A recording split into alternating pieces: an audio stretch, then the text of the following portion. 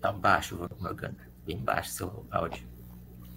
Hoje eu estou com um problema no áudio. Então, novamente, bom dia a todos. Eu sou Morgana Almeida, meteorologista aqui do IMET Brasil. Estarei ajudando o Dr. Paulo Kubota hoje na sua apresentação, na sua aula, né? Então, a palavra é com você, Paulo. Obrigada a todos. Obrigado, Morgana. Bom dia a todos, né? Me desculpe por não falar espanhol, mas eu vou tentar ser falar bem devagar para todos poderem entenderem, né? Então, meu nome é Paulo Yoshiko Bota, né? Eu sou pesquisador aqui do INPE, né? Então, eu fui encarregado de ministrar uma aula sobre modelagem, previsão numérica de tempo, né?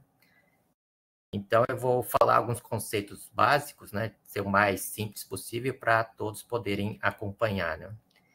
Então, começando o curso, né?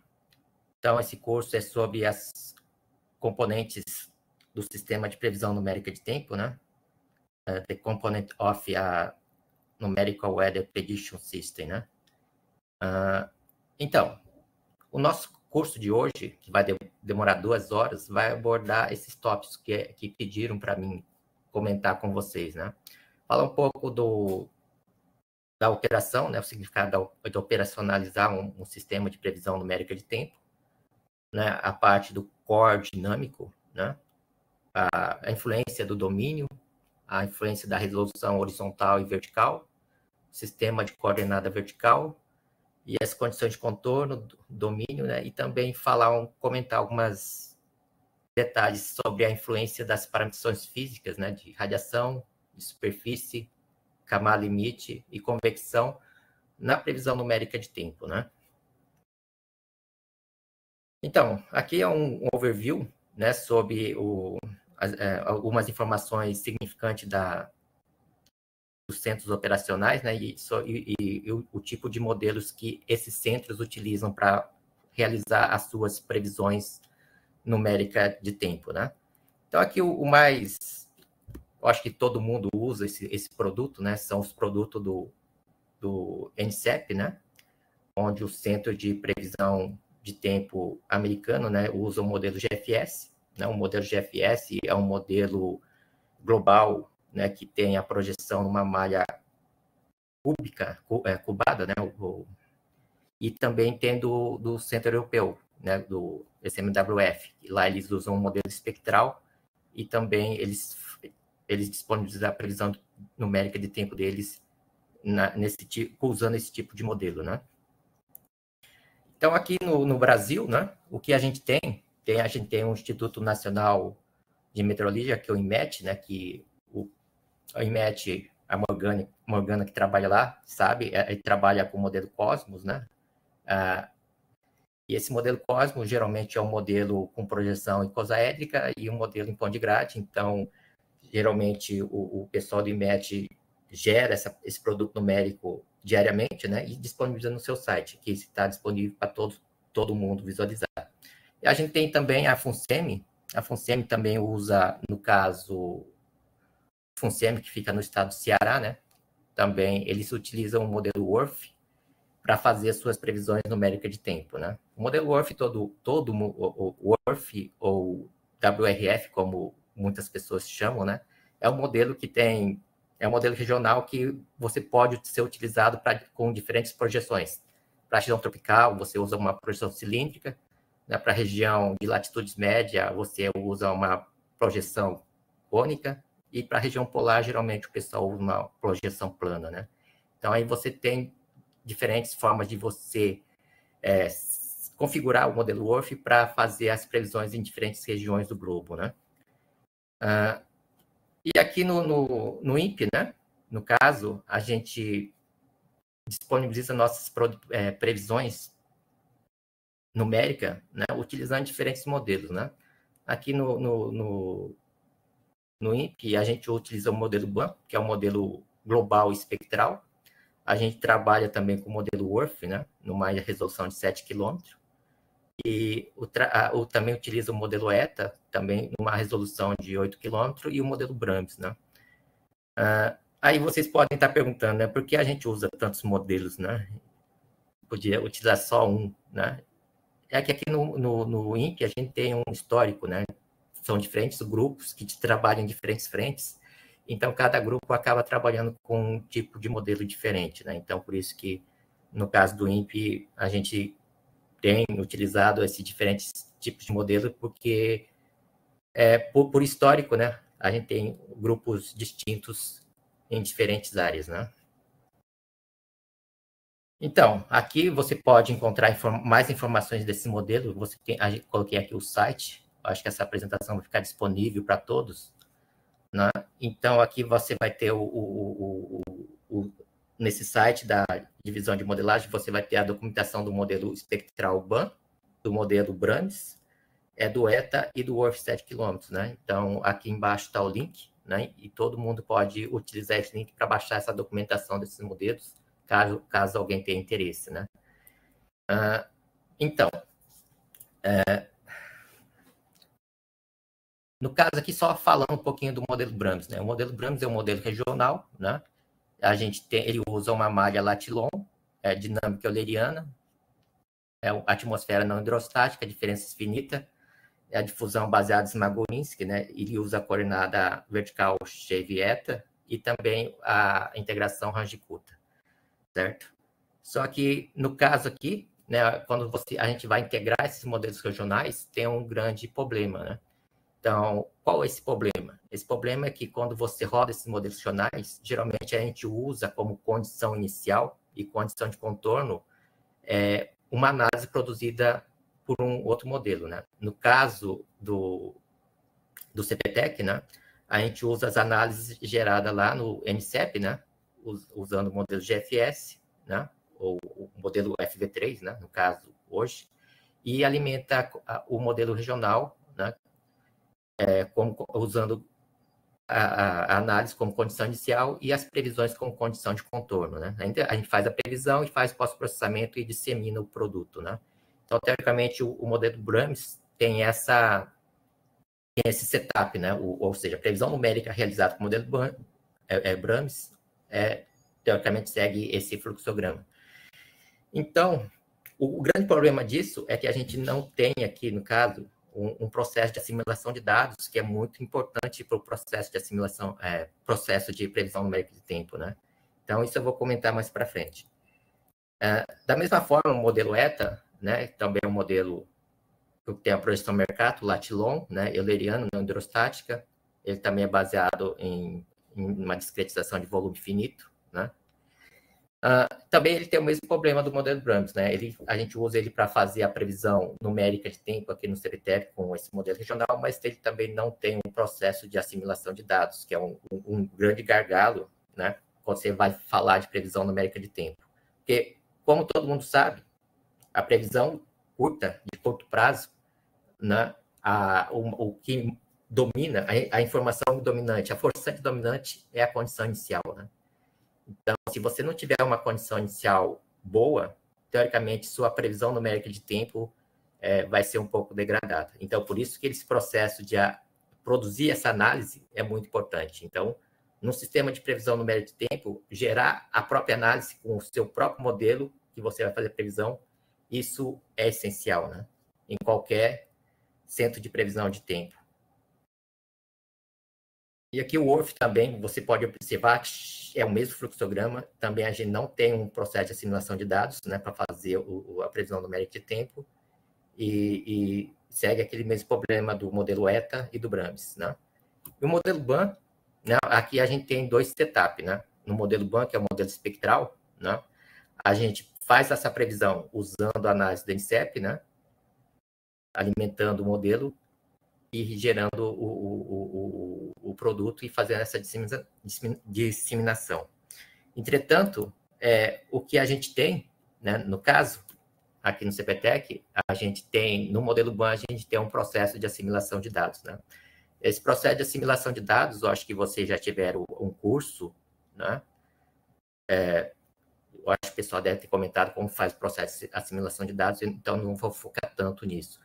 Então, esse processo de assimilação de dados, a gente pega os dados observados e o first guess do modelo, né? gosta da previsão de 3 ou 6 horas, e faz um ajuste com os dados observados e com essa previsão de 6 horas e gera uma análise que a gente usa para fazer o processo de assimilação, o processo de previsão numérica de tempo, certo? Então, no caso, eu coloquei esse fluxograma aqui para vocês entenderem de forma completa como deve ser um sistema de previsão numérica de tempo, né? Ou seja, tem que ter o processo de assimilação, tem que ter o modelo e tem que gerar o produto para disseminação para a sociedade, né? Então, você vê aí, tanto o processo de assimilação como o modelo são muito importantes para você ter uma boa previsão numérica de tempo. Se vocês tiverem alguma dúvida, é só comentar, pessoal.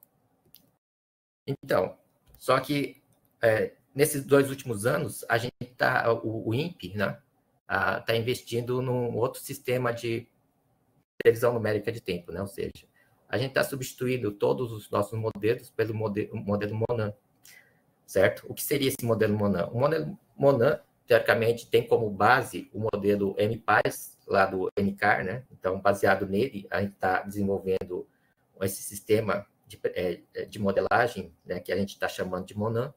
Então, teoricamente, isso aqui a gente vai tentar substituir todos os nossos modelos que a gente roda atualmente, ou seja, a gente vai trabalhar num modelo único, né? Então, a gente está adotando como base o modelo MPIS e, a partir desse modelo, a gente vai criar um sistema de assimilação de dados, trabalhar no processo físico do modelo e para ter uma boa previsão numérica de tempo, né? Então, esse que é o trabalho que o INPE está desenvolvendo atualmente, né, focado nisso. Então, agora, eu coloquei aqui uma informação, né, dos tipos de modelo e do que é utilizado nos principais centros que a gente conhece, né? É uma informação, assim, básica, né? Eu acho que a maioria de vocês já sabem.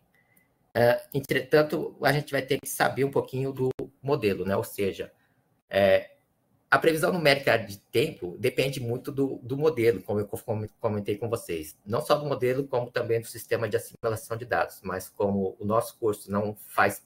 A parte de assimilação de dados é dado em outro curso, né? Então, a gente vai focar agora no modelo, né? Então, o que você tem que saber do modelo de previsão numérica de tempo, né? Então, teoricamente, você tem que saber a parte do core dinâmico, né? Então, quando você fala em core dinâmico, você está pensando o quê? Você tem aquelas equações primitivas, você linearizou essas equações, né? E achou as equações que regem o estado médio da atmosfera, né? Então, acho que quem fez dinâmica 1, né? Dinâmica, tem essa visão, né, na sua mente, né? Então, teoricamente, quando você fala em core dinâmico, você vai pensar num domínio, que você vai pegar essas equações, discretizar nesse domínio, né?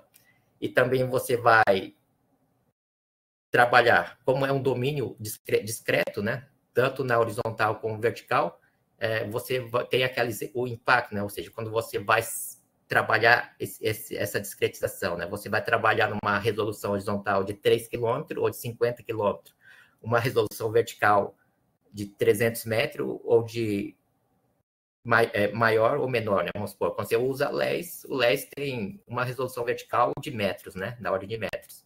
E quando você usa o modelo de mesoscala, você tem uma resolução vertical da ordem de centenas de metros, né? Ou mais. Certo? Então, a importância disso na previsão numérica de tempo é muito importante, porque a gente vai ver mais para frente, né? Ou seja, dependendo dessa resolução que você trabalha, né, tanto na horizontal como vertical, o que ocorre na atmosfera, né? Então, se você pega uma atmosfera real, né? Na atmosfera real tem fenômenos atmosféricos que tem escalas de alguns metros, né? E até de algumas centenas de quilômetros, né, de resolução horizontal, né? E também temporal também, né? Então, se você não consegue trabalhar bem essa resolução horizontal e vertical, você não consegue capturar bem esse sistema, e esse sistema, você sabe, né, acaba influenciando a sua previsão numérica de tempo. E também a gente vai falar um pouco da coordenada vertical, a importância de você definir uma boa coordenada vertical, e também a parte das condições de contorno, né, do domínio. Então, seguindo aqui, agora, em relação ao domínio, né, quando você trabalha com um sistema de previsão numérica de tempo, né, a gente trabalha com a parte do modelo, e você vai pegar esse modelo, né, esse modelo pode ser tanto ter um domínio global, e como ter um domínio regional, certo? O que você tem no domínio global, teoricamente, você tem um sistema fechado, né?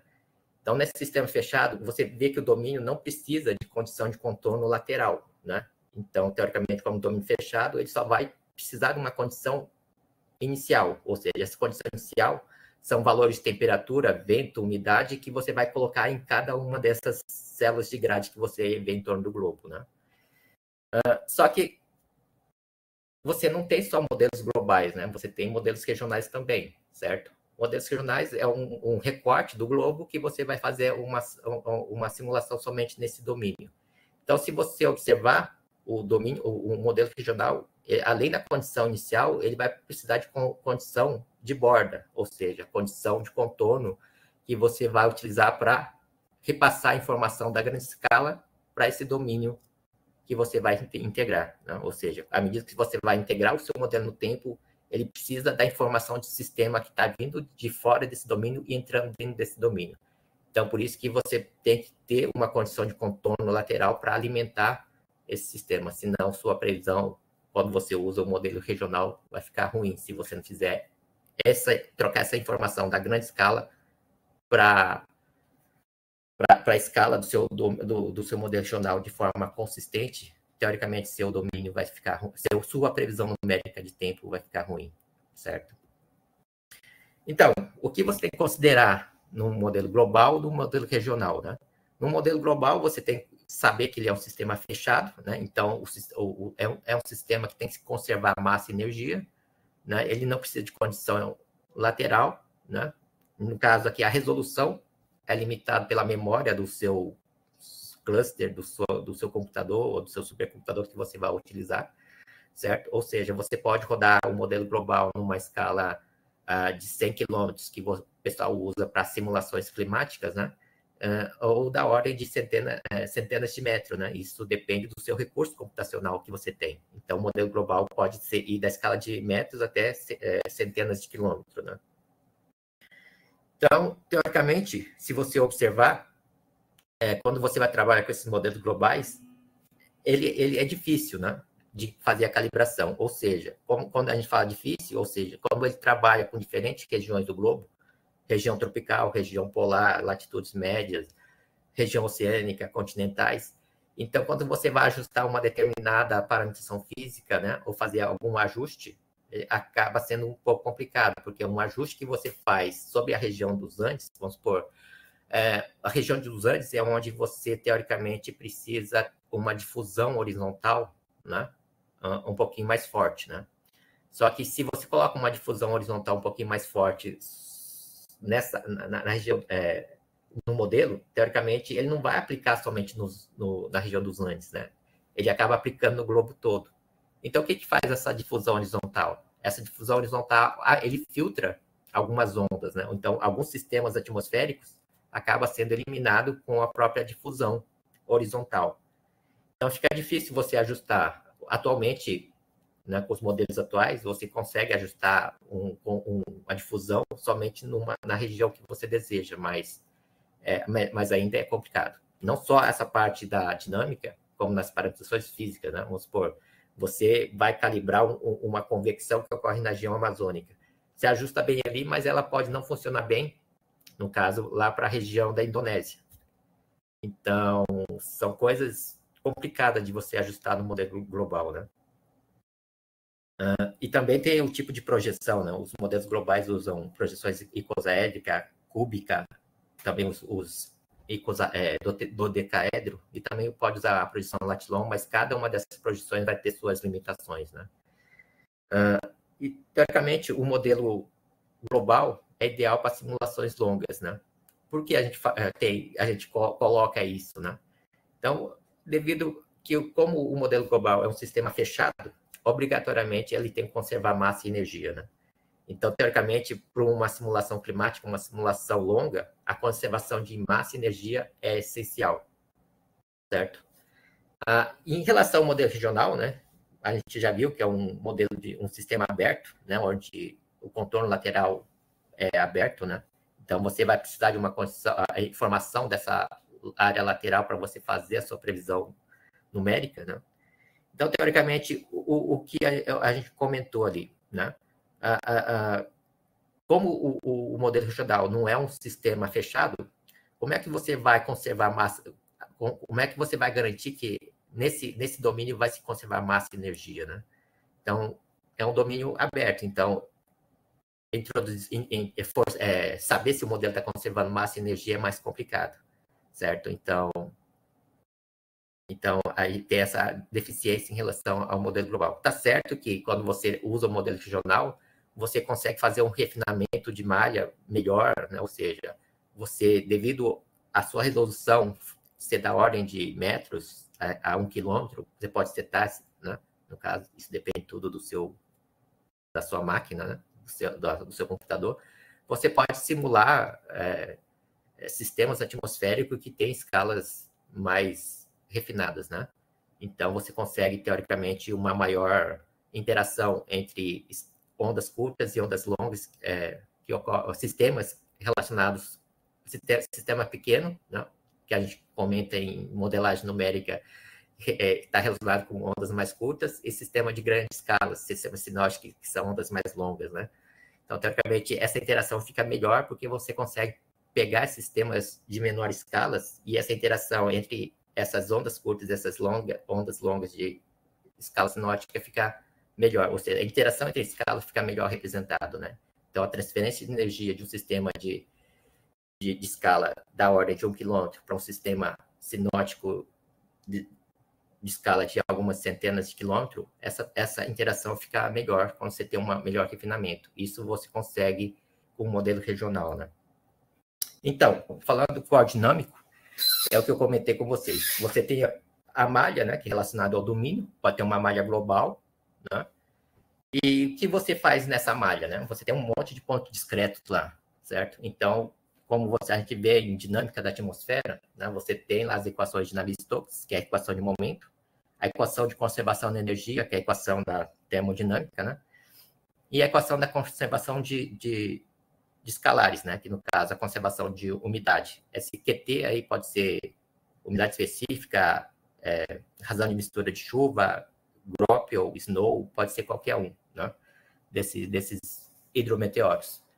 Então, o que a gente tem nessas equações? Você vê que quando você aplica a média de Reynolds, você vai ter o termo médio, que você vai discretizar na sua malha. Esses termos médios representam os valores médios da malha, né? Vamos supor, você tem uma célula de grade da ordem de 50 por 50 quilômetros, né? Vamos supor, esse cubo aqui que vocês estão vendo aqui, 50 por 50 quilômetros aqui. Então, teoricamente, essa barra aqui representa o valor médio de temperatura e umidade que está ocorrendo dentro dessa célula de grade. Mas, se você tem uma célula de grade com 50 por 50 quilômetros, teoricamente, o que tem dentro dessa célula de grade? Tem nuvens, né? Ou seja, tem convecção, que tem da ordem de 10 quilômetros, tem a radiação que vai interagir com essas nuvens, que também vai estar ocorrendo dentro dessa célula de grade, né? Então, teoricamente, os modelos, quando você aplica a média de Reynolds, vai aparecer esse termo médio e os termos turbulentos, certo? Esse termo turbulento que está em linha aqui, né? Ou seja, o linha aqui, o linha teta linha, o linha aqui é linha. A gente fala que esses termos das equações governantes do estado médio da atmosfera como processos atmosféricos de subgrade, ou seja, são processos atmosféricos que você não consegue representar com esse valor médio, né? Então, teoricamente, esse valor médio aqui, na equação aqui, representa o valor médio nesse cubo, certo? E essas perturbações aqui representam o que está ocorrendo dentro desse cubo aqui. Então, teoricamente, as parametrizações físicas, né, que vão resolver essa parte turbulenta, né, dos processos turbulentos que ocorrem na escala de subgrade, certo? Aí você aí você pode pensar assim, né? Mas por que isso é importante, né? Então, teoricamente, se você observar, né, esses termos médios é o valor médio de uma célula de grade. Então, se você pega um conjunto de pontos de grades, né, essa oscilação desse valor médio desse ponto de grade, dos pontos de grade vizinhos aqui, teoricamente ele forma uma ondulação, ou seja, ele representa uma ondulação, certo? Então, se você pensar dessa forma, né, esses termos turbulentos aqui, o que eles produzem? Eles produzem perturbação no escoamento, né, que é esse termo de momento, perturbação de aquecimento, que é o termo de linha teta linha, da temperatura, e o termo também de umedecimento e ressecamento da atmosfera, né? Então, teoricamente, essas perturbações são perturbações no próprio escoamento, né? Ou seja, ele gera perturbações essas perturbações são ondas curtas que vai interagir com ondas maiores, que representadas por esses termos médios. Então, por isso que a gente fala que esses termos linha, né, eles influenciam muito como o comportamento desses termos médios, né? Ou seja, como o escoamento médio representado pelo seu modelo vai se comportar, certo? Por isso que as parametrizações físicas é muito importante no modelo de previsão numérica de tempo, certo? E tem aqui também, quando você trabalha com codinâmico, tem a parte da resolução horizontal, né? Que a gente comentou, dependendo da resolução que você trabalha com o seu modelo, né? Aqui eu coloquei um exemplo aqui, né? Vamos supor que você tem uma resolução aqui de 87 quilômetros, né? E uma resolução de 30 quilômetros. Né? Você vê que o refinamento numa resolução de 30 quilômetros é muito mais bem definido, né? Então, o que isso implica? Se você tem, teoricamente, uma resolução, vamos supor aqui a topografia, né? Aqui, com 30 quilômetros melhor detalhada, por que isso é importante? Porque quando o escoamento interage com essa topografia, ou quando a radiação solar interage com o lado da montanha, e do outro lado não recebe radiação, e tem outros processos, né? Isso gera oscilações na atmosfera, né? Ou seja, gera perturbações. Então, teoricamente, se você tem uma topografia muito mal representada devido à resolução do seu modelo, essa produção dessas perturbações vai ser errada, né? E se você tem uma topografia mais realista, né, a interação do escoamento com essa topografia vai gerar perturbações mais consistentes com o que ocorre na atmosfera real. Essas perturbações você pode observar, eu coloquei uma figura aqui, dentro da camada limite, atmosfera livre aqui, você gera esses vórtices, né? Ou seja, quando o escoamento interage com essa região de superfície, ele gera esses vórtices turbulentos aqui. E esses vórtices turbulentos, a gente fala vórtices turbulentos, mas são oscilações, certo? São ondas que vão interagir com a atmosfera livre que possui ondas de comprimento bem maior, né? Ou seja, ondas de mesoescala e de escala sinótica, né? Então, teoricamente, por isso que é importante detalhar esse refinamento, né? Ou seja, se você tem um modelo de uma resolução de 100 km, um modelo de resolução de 10 km, vai, em teoria, né, se o modelo for bem construído, ele vai simular essa interação e produzir essas oscilações de forma mais consistente com a atmosfera real, né? Então, produzindo isso, o que acontece? Aqui eu coloquei uma figura aqui, se você observar, aqui tem ondas curtas, né, comprimento de ondas mais curto, e uma onda mais longas aqui. Então, teoricamente, a interação dessas ondas fica melhor representada, né? Então, o escoamento atmosférico fica mais realista. Então, se você, por um acaso, produz uma onda curta de forma errada, né, devido à própria parametrização física, essa interação com as ondas longas vai ser ruim, certo? Então, isso vai provocar o quê numa previsão numérica de tempo, certo? Como as ondas curtas vão estar alimentando as ondas mais longas de forma errada, né, o que acontece com o seu sistema atmosférico? Teoricamente, ele pode desintensificar, né, um sistema frontal ele pode se desintensificar, ele pode atrasar, ele pode adiantar, dependendo de como está ocorrendo essa interação entre essas escalas, certo? Por isso que é muito importante você ter esse conhecimento quando você fala em previsão numérica de tempo, certo? Então, teoricamente, aqui, eu coloquei a mesma figura, certo? Então, aqui teoricamente, são essas ondas curtas, você pensa que são as perturbações, ou seja, devido às parametrizações físicas, né? Os termos turbulentos que vão interagir com ondas mais longas, né? Então, é o que eu falo para vocês. Essa interação, teoricamente, vai interagir com ondas mais longas, que são as ondas de Rossby, né? A onda de escala maior. Isso impacta, teoricamente, tanto a previsão de tempo, né, como a previsão subsazonal, sazonal e também as previsões simulações climáticas, né? Então, se você observa aqui essa figura, eu coloquei essa figura aqui de propósito aqui, né? Se você observa aqui, né, esse primeiro termo aqui é um gráfico teórico, tá? Pode ser que algumas regiões do globo não se comporte exatamente assim, mas essa é uma figura teórica. Então, se você observa aqui, ó, essa curva em laranja, meio amarelada aqui, certo? É referente à previsão de tempo, né? Previsão de curto prazo. Essa verde aqui é uma previsão de médio prazo e essa azul aqui é uma previsão de longo prazo, né? Então, teoricamente, se você observar, né, a previsão de tempo aqui, certo? Você tem aqui uma maior previsibilidade devido à própria condição inicial, né? Ou seja, se você pega o gráfico aqui, né? Então, teoricamente, a previsão de tempo, o maior impacto dela, a maior forçante dela é a condição inicial, certo? Por isso que quando você faz um sistema de previsão numérica de tempo, o sistema de assimilação de dados é muito importante, né? Então, aqui a parte da resolução vertical, né? A resolução vertical é importante porque quando você tem um modelo numérico, você vai discretizar a vertical. Geralmente, o topo da atmosfera, um topo da atmosfera padrão, vamos supor, é 10 quilômetros, né? Então, nesses 10 quilômetros, você vai discretizar em 20 camadas, ou 10 camadas, ou 50 camadas. Então, dependendo do número de camada, a discretização vertical pode representar bem ou mal, né, um fator importante. O que é?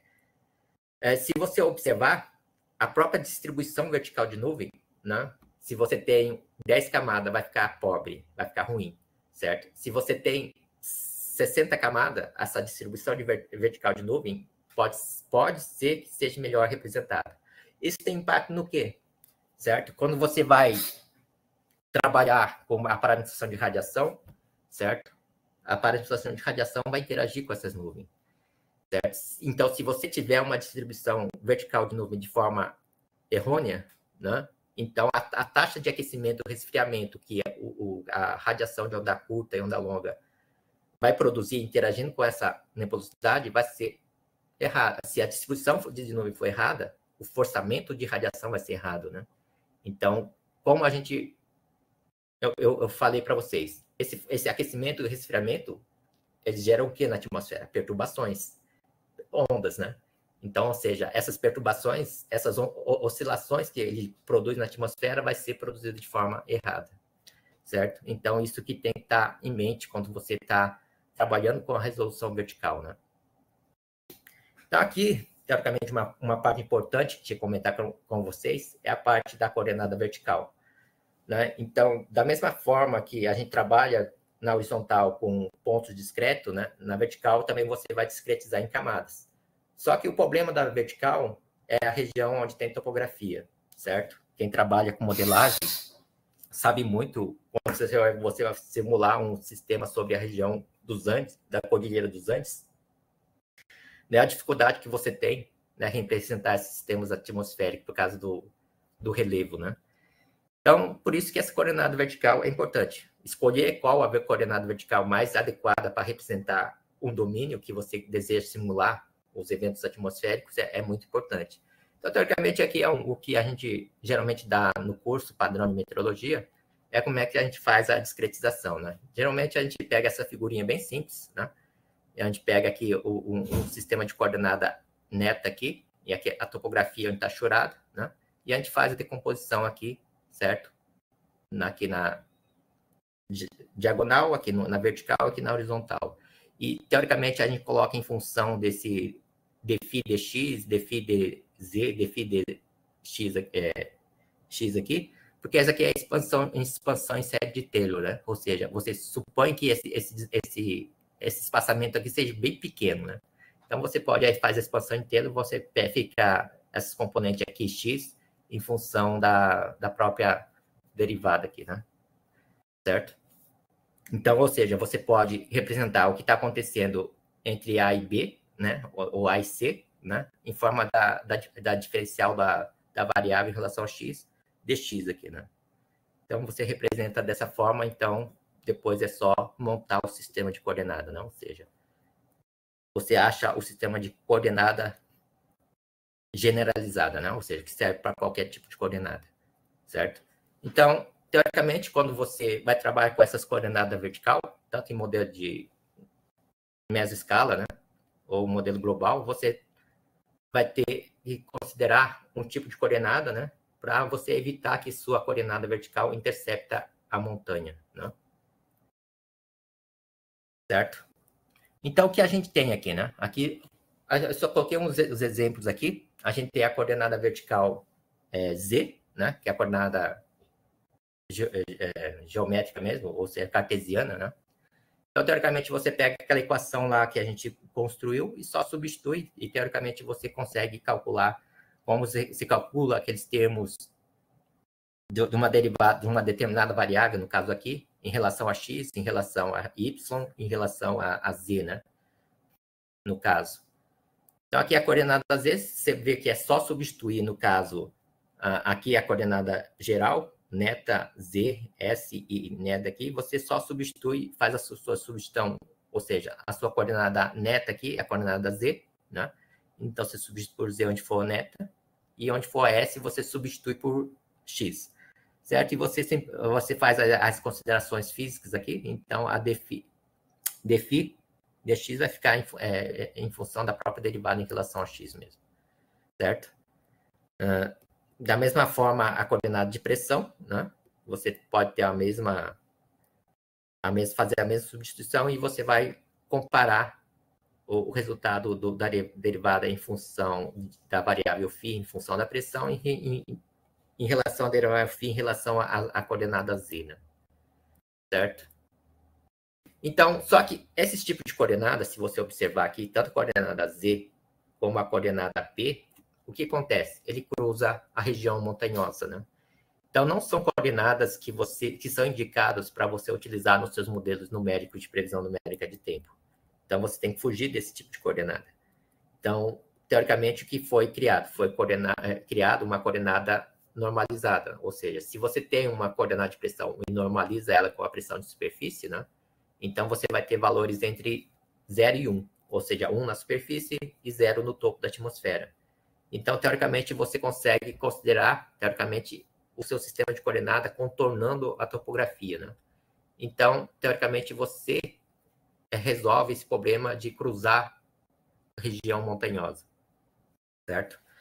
Então, mas surge um outro problema, certo? Quando você vai fazer a discretização horizontal, certo? Vamos supor, você tem um ponto aqui e o seu outro ponto de grade é mais embaixo aqui. Teoricamente, quando você vai fazer a discretização, vamos supor, da temperatura, né? Quando você pega um ponto mais acima, numa topografia, principalmente na região dos Andes, é uma temperatura muito baixa, e você pega um ponto mais abaixo, é uma temperatura mais alta, né? Vamos supor, pode dar diferença, não sei, de 30 graus Kelvin, né? 30 Kelvin, né?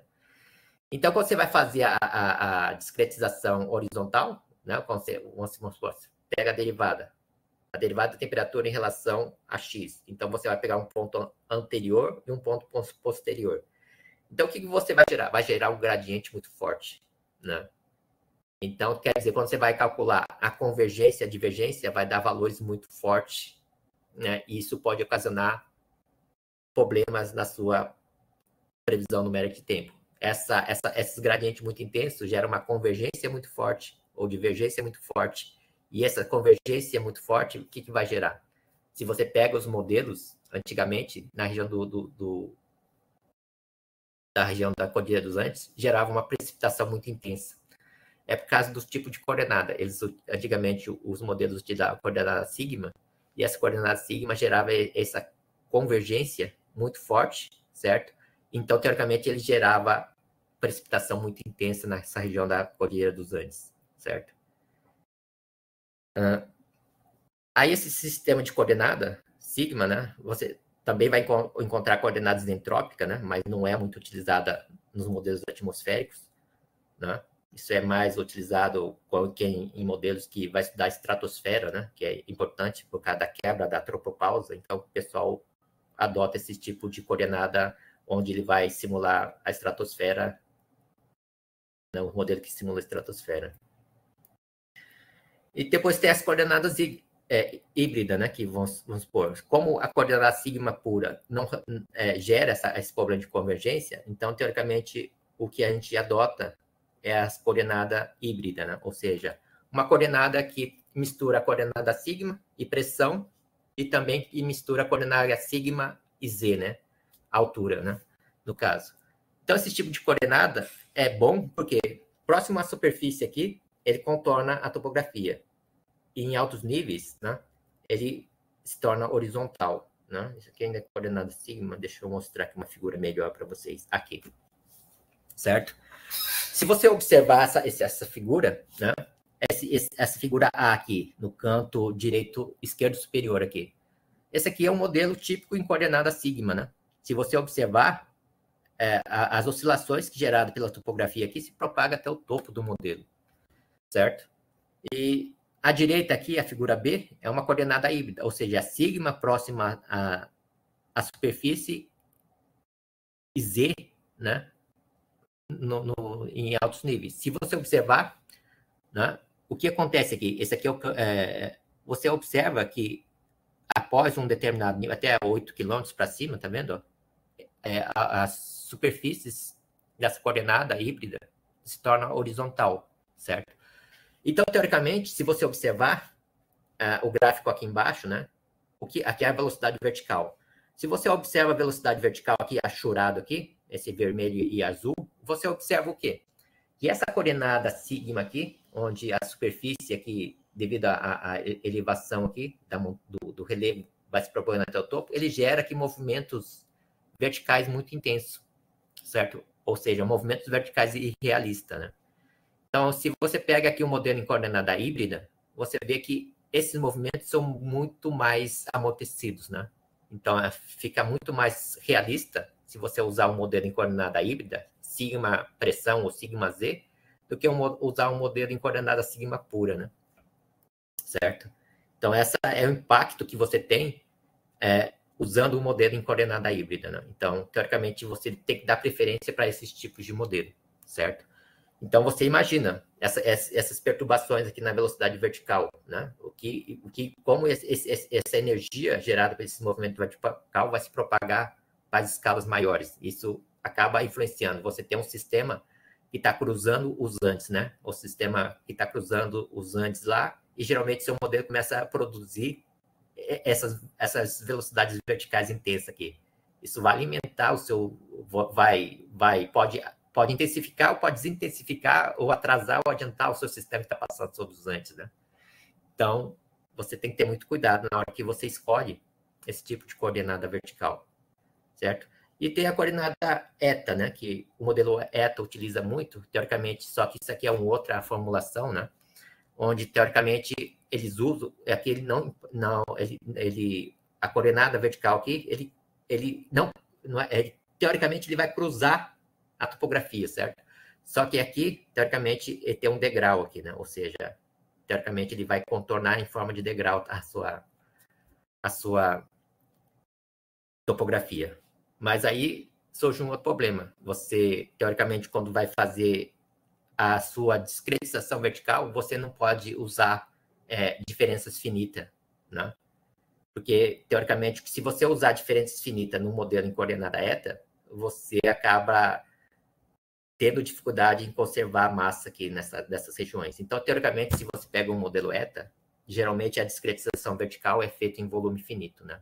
Porque aí leva em consideração a área dessa célula aqui. Então, não tem problema ela ter uma área quadrada, uma área triangular aqui, que não vai ter muito problema, porque a própria metodologia de discretização vertical em volume finito vai resolver esse problema aqui, né? certo? E aí a gente vai passar para um outro tópico relacionado à condição de contorno, né? A condição de contorno, teoricamente, como eu falei para vocês, serve para quê?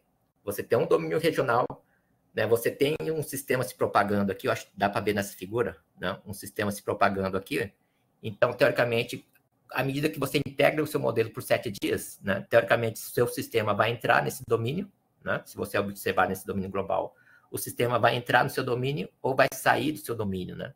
Então, essas informações da grande escala para o seu domínio regional tem que ser passado de forma consistente. Então, teoricamente, isso a gente chama de condição de contorno. Ou seja, se você vai integrar seu modelo por 7 dias, a cada 6 horas você tem que passar uma condição de contorno para ele, certo? Então, essa condição de contorno, quando você vai passar essa informação do seu modelo global para o seu modelo regional, ele tem que passar por essas camadas aqui do seu modelo regional, né? Então, basicamente, são camadas de amortecimento. Ou seja, você não pode pegar diretamente a informação que vem para cá e jogar para dentro do seu domínio mais refinado, né? Porque isso pode gerar ruído, né? Ou seja, ruído por quê? Né? Aí você fala, por que eu não posso jogar essa informação direta? Porque, vamos supor, aqui seu domínio aqui é de 30 quilômetros e seu domínio regional aqui é de 7 quilômetros. Se você coloca essa informação aqui de 30 quilômetros aqui na borda, né, o que vai produzir aqui na borda? Teoricamente, você acaba produzindo gradientes muito intensos, né? Então, se você coloca de mau jeito esse contorno de grande escala para o seu domínio regional, você gera um gradiente intenso. Gradiente intenso é ruim para qualquer modelo, né? Ou seja, esses gradientes intensos, se você pegar lá em métodos numéricos, são aquelas ondas quadradas, né? Então, quando você resolve essa equação de advecção com uma onda quadrada, o que acontece, né, nos vértices da sua onda quadrada? Começa a gerar ruído, ondas numéricas, né? E isso acaba estabilizando o seu modelo, né? Então, por isso, se você coloca diretamente esse domínio de grande escala na borda do seu domínio regional, ele vai gerar uma onda quadrada, essa onda quadrada vai gerar perturbações que vai estabilizar seu modelo. Então, por isso que eles criam essa camada aqui para gerar, amortecer esse gradiente gerado aqui, devido à sua forçante de grande escala para o seu domínio regional. Então, todo o modelo atmosférico tem que ter esse tipo de ajuste, né? Para passar a informação da grande escala para o seu domínio regional, certo? Então, aí tem isso aí, essa parte de condição de contorno vem da própria definição dos métodos matemáticos, né? Para resolver a equação diferencial, né? Se você tem um problema bem postado ou um problema mal postado, né? Está relacionado com como você próprio numericamente resolve as equações diferenciais. Ou seja, no caso ali, como eu comentei para vocês, se você passa a informação no contorno na lateral do seu domínio de forma errada, ele gera aquelas ondas quadradas. Então, você vai ter um problema mal postado, né? Então, isso vai influenciar muito como você vai resolver suas equações diferenciais. Então, é isso que a gente tem nessas condições de fronteira lateral. Então, as ondas que estão chegando no seu domínio, ele não pode, vamos supor, não pode ter um gradiente muito intenso aqui, certo? Senão ele vai gerar uma onda quadrada aqui, e essa vai gerar instabilidade. Da mesma forma que no domínio que você vai sair, né? Então, tem que estar tudo consistente. Né? Ou seja, se você observa esse cubo aqui, que representa uma célula de grade, né? O fluxo que está entrando aqui, ele tem que ter uma certa continuidade, certo? Então, as ondas que se propagam, vamos supor aqui, a região aqui do Pacífico, na Austrália, as ondas que vêm se propagando daqui tem que entrar no seu domínio e de forma consistente com o que ocorre na atmosfera real, né? Certo? Então, para isso que serve a condição de contorno lateral. Sem essas condições de contorno lateral, você não conseguiria fazer um bom produto de previsão numérica de tempo usando o modelo regional. Certo? Aí tem diferentes formas de implementar essas condições de contorno lateral, mas o que a gente tem, aqui eu coloquei uma listagem, mas o que a gente usa, no caso, depende do que você deseja, né? No caso aqui, você tem a condição de contorno fechada ou especificada, é quando você, vamos supor, você tem um domínio e você especifica um valor de temperatura em cada borda lá, e então é uma condição de contorno especificada, né? Então, a condição de contorno periódica, a gente viu com os modelos globais, né, como um domínio fechado, então ali a gente usa a condição de contorno periódica, certo? E também você tem, no caso, a condição de contorno dependente do tempo, né? No caso, quando você tem, teoricamente, algum sistema que você tem que fazer uma... No nosso caso, vamos supor, a gente tem que, à medida que você integra no tempo, né, o seu modelo regional, você tem que automaticamente passar as condições de contorno a cada instante de tempo. Ou seja, em cada instante de tempo, não. Você geralmente força a cada 3 horas ou cada 6 horas, né? Então, teoricamente, essa condição de contorno depende do tempo também, né? E a condição de contorno de esponja, né, que basicamente você usa para amortecer as ondas, né? Um tipo de amortecimento tanto nas ondas que entram no seu domínio como saem do seu domínio. E a condição de contorno radioativa, né? Então, são esses tipos de condições de contorno que você vai encontrar na literatura, certo?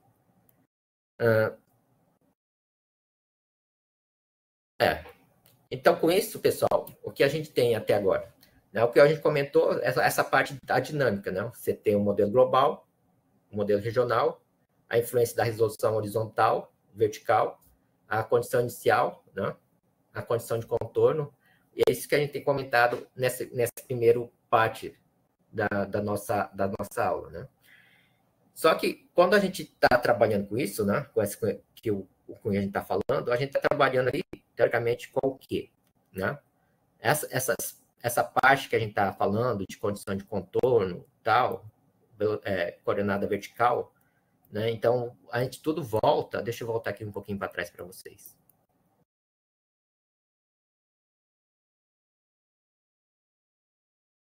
Aqui, a gente volta nessas equações, né? Ou seja, quando você vai pegar as equações, essas equações aqui, vocês têm que tomar cuidado. Essas equações não são as equações primitivas. Essas equações são equações governantes do estado médio da atmosfera. Ou seja, a gente pega as equações primitivas, aplica a média de Reynolds, a gente acha essas equações governantes do estado médio da atmosfera. Quando a gente faz isso, a gente encontra o quê? Os termos médios, referente à média de cada célula de grade, e esses termos turbulentos, né? Então, por isso que ela é específica para que rege, né? Ou seja, que determina como o comportamento da atmosfera média nessas células de grade, né? Então, o que você tem que pensar aqui? O que a gente falou até agora, relacionado com o domínio horizontal, vertical, está tudo relacionado com esses termos médios, né? Então, e os termos turbulentos aqui, os termos de segunda ordem, né? O que seria esses termos? Como se parametriza esses termos, né? Isso que é importante também. Então, é isso que a gente vai entrar nessa segunda parte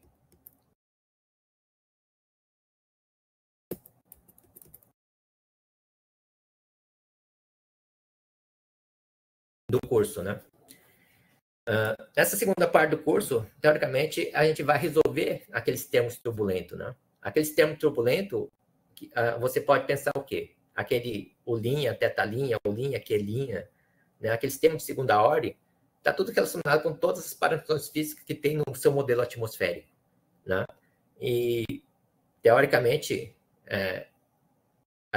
se você tem um bom modelo e um bom conjunto de parametrizações físicas, certo? Você vai ter, teoricamente, uma previsão numérica de tempo consistente.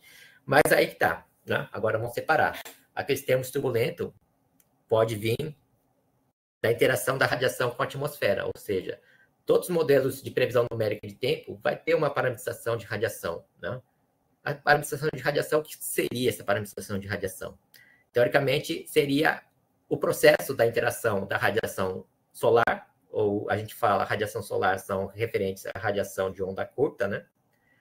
E também a radiação terrestre, ou seja, a radiação terrestre, teoricamente, está relacionada com a temperatura de emissão, né, de radiação devido à temperatura da atmosfera, da superfície, né?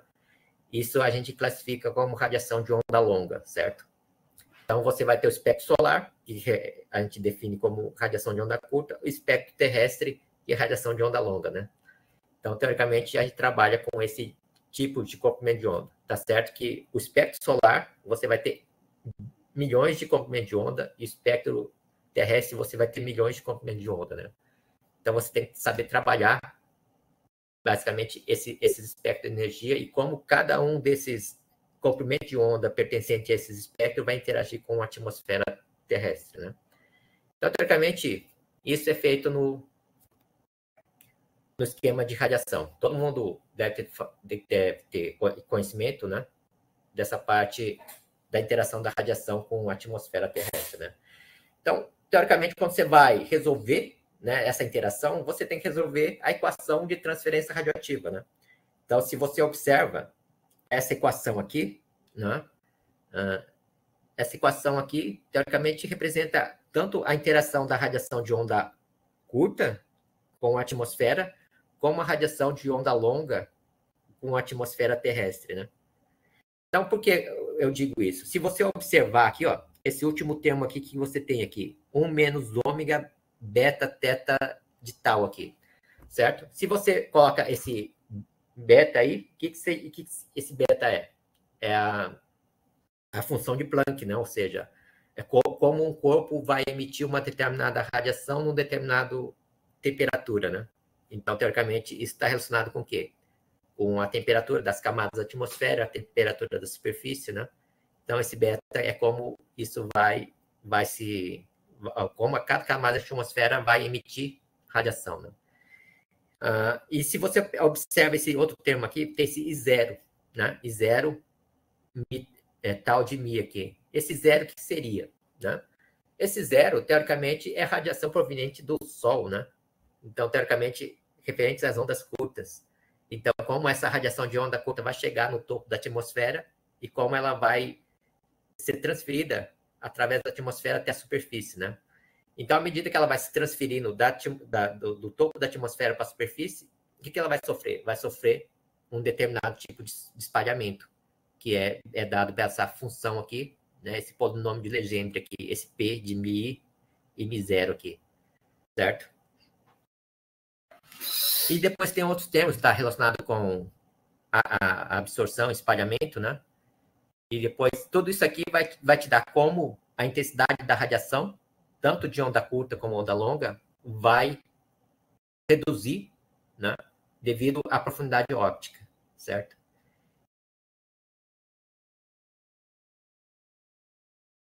Então, o que a gente tem aqui, né? A gente tem a equação de Navier-Stokes, certo? Que tem aqui U', W', V', W', W', e essa aqui são momento, né? São tensores de momento, né? De estresse de momento. E aqui você tem a equação da termodinâmica, você tem U', T', no caso pode ser θ', né? E teoricamente você tem esses três termos aqui, né? V', T', W', T'. Teoricamente, o que a gente tem aqui? Onde a radiação age aqui, né? Se você observar, né? Pegar a equação de transferência radioativa, basicamente, o que ele vai gerar na atmosfera? Ele vai interagir com a atmosfera, ele vai gerar aquecimento ou resfriamento, né? Certo? Então, você observa, diretamente, ele não vai impactar o momento, né? Ou seja, então, a paranização de radiação não afeta esses termos de momento, certo? Afeta essa parte da equação termodinâmica, certo? Então, teoricamente, ele vai gerar, no caso, esse termo em vermelho aqui, W', T', Z, certo? Ou seja, a radiação vai interagir com as camadas da atmosfera e vai resolver, teoricamente, como a radiação está interagindo com cada camada e vai gerar esse termo aqui. Tá vendo? Esse termo aqui, a derivada parcial de W', T', né? Relacionado à radiação, o que seria esse termo aqui? Esse termo aqui seria o quê? Se você vê o primeiro termo da equação aqui, é dt. Então, esse termo aqui, o que seria? É tendência, né? Se é tendência de aquecimento ou resfriamento, certo? Então, dependendo de como a radiação está interagindo com a atmosfera terrestre, né? Ele vai gerar um aquecimento ou vai gerar um resfriamento. Então, teoricamente, esse aquecimento e resfriamento vai mudar a temperatura média, tá vendo? Porque esse termo médio aqui, daquela célula de grade, certo? Então, se você observar essa equação, ele está mudando a temperatura aqui, certo? Mas se você observar, a temperatura está relacionada com o quê? Né? A temperatura está relacionada com pressão.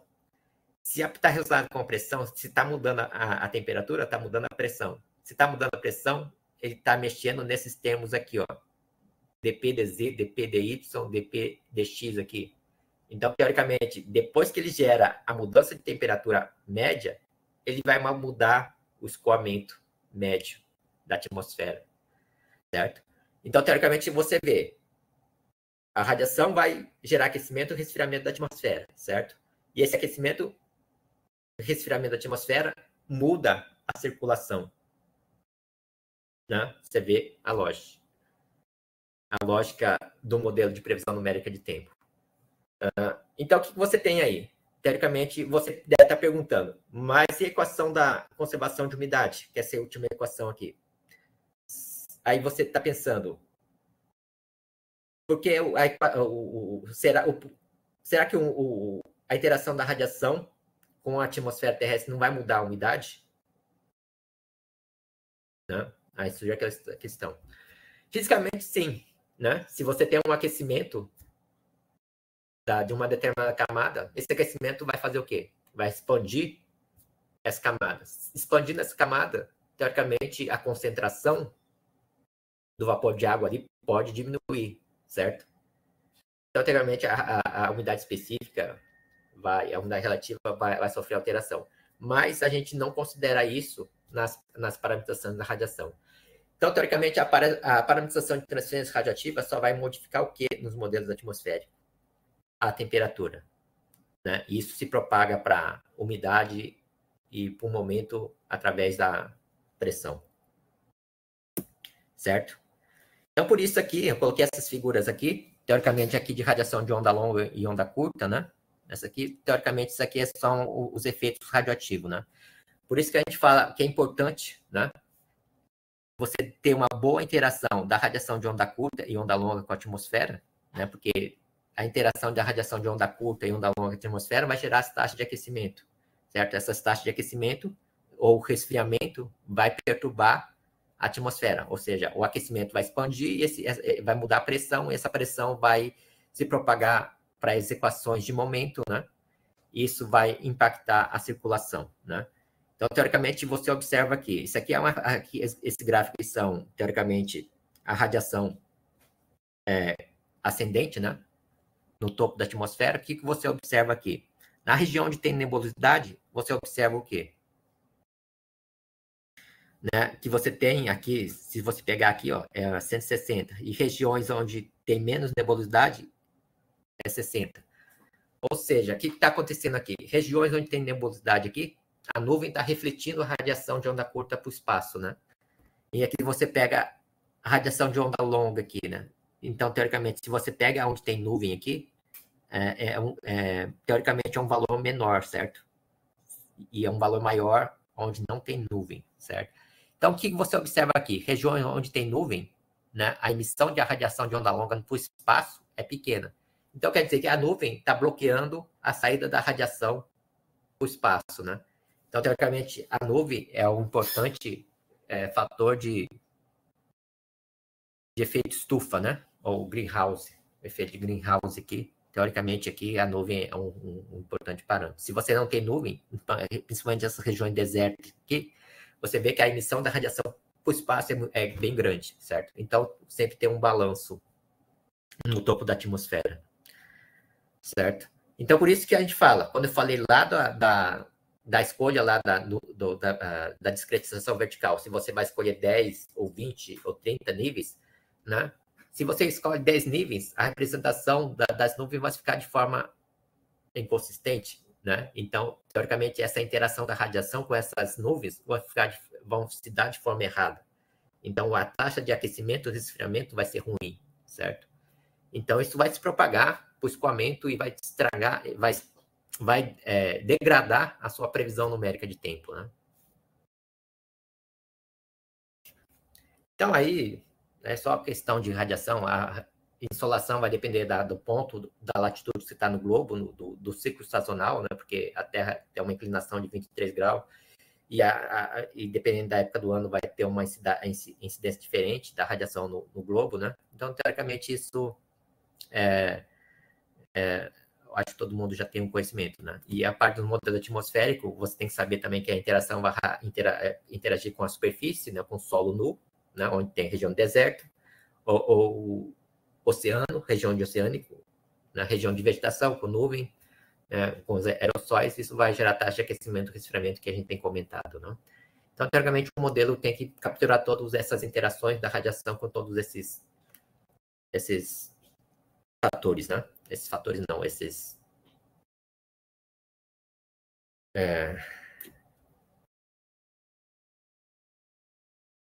todas essas superfícies, né?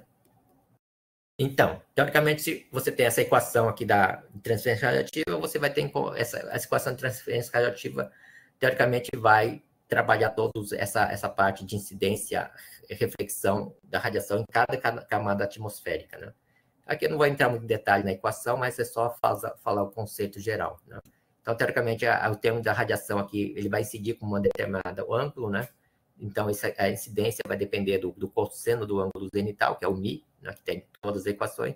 Vai depender também da composição de cada camada atmosférica, está relacionado com a profundidade óptica, né, dessa camada, né? Então, e também do que tem nessa camada vai definir o espalhamento dos comprimentos de onda, né? Então, teoricamente, como a gente resolve essa equação de transferência radioativa? Você não pode resolver essa equação de transferência radioativa de qualquer jeito, certo? Então, teoricamente, a gente tem que simplificar para resolver essa equação de transferência radioativa. Geralmente, quando você pega as parametrizações de radiação, né, você sempre vai ver o termo dois fluxos, né? Ou seja, um fluxo ascendente e um fluxo descendente, né? Então, teoricamente, e também para um determinado comprimento de onda, né, ou uma banda representando um comprimento de onda médio, representando uma banda de comprimento de onda, né? Então, teoricamente, o que você tem que fazer? Ou seja, você vai simplificar aquela equação definindo um fluxo ascendente e um fluxo descendente na sua atmosfera, né? Então, teoricamente, isso que a gente utiliza. Ou seja, você vai pegar a equação, nos termos lá, e vai definir o termo, o fluxo ascendente e descendente em cada uma dessas camadas, certo? Então, só que quando você define esse fluxo ascendente em cada uma dessas camadas, você tem que ter em mente, né, que a radiação vai atravessar a camada, né, usando a lei de decaimento, a lei de Beer, né, da radiação, né, essa lei de Beer está relacionada com o quê? A radiação que entra na camada, ela vai sofrer espalhamento, vai sofrer absorção e vai sair no final da camada, né? Então, quando ela sofre espalhamento, a gente fala que ela vai ter uma refletância, essa camada tem uma refletância. E com o feixe que é transmitido para lá, teoricamente, está relacionado com a transmitância, né? Então, o que passou por essa camada. Então, teoricamente, a lei de Beer relaciona o quanto da radiação incide e o quanto que ela é atenuada nessa camada atmosférica, né? Então, por isso que a gente define com essa lei de decaimento exponencial. Se você observa, esse decaimento exponencial depende desse tal. Esse tal que a gente define como profundidade óptica, não é, ou espessura óptica, são diferentes, tá? A profundidade óptica é a decomposição vertical, e a espessura óptica ela pode ser tanto na diagonal também, certo? Então, não é a mesma coisa. Então, profundidade óptica e espessura óptica são coisas distintas, né? Então, essa profundidade óptica depende do quê? Se você tem uma atmosfera limpa, ela vai ter uma determinada profundidade óptica. Se você tem uma atmosfera ou nuvem, ela vai ter uma outra profundidade óptica, né? Isso, teoricamente, não está relacionado com a distância geométrica, a espessura geométrica da camada, né? Isso está relacionado com a distância que uma radiação vai caminhar entre as moléculas vamos supor, entre as moléculas existentes nessa camada e atravessar essa camada. Então, essa que está relacionada a essa profundidade óptica. Então, você consegue resolver, né? Ou seja, você tem que simplificar, né? E você pode, no caso aqui, manipulando essa equação, obter o termo de absortância, refletância e transmitância, né? Então, aí você pode trabalhar com esses termos direto.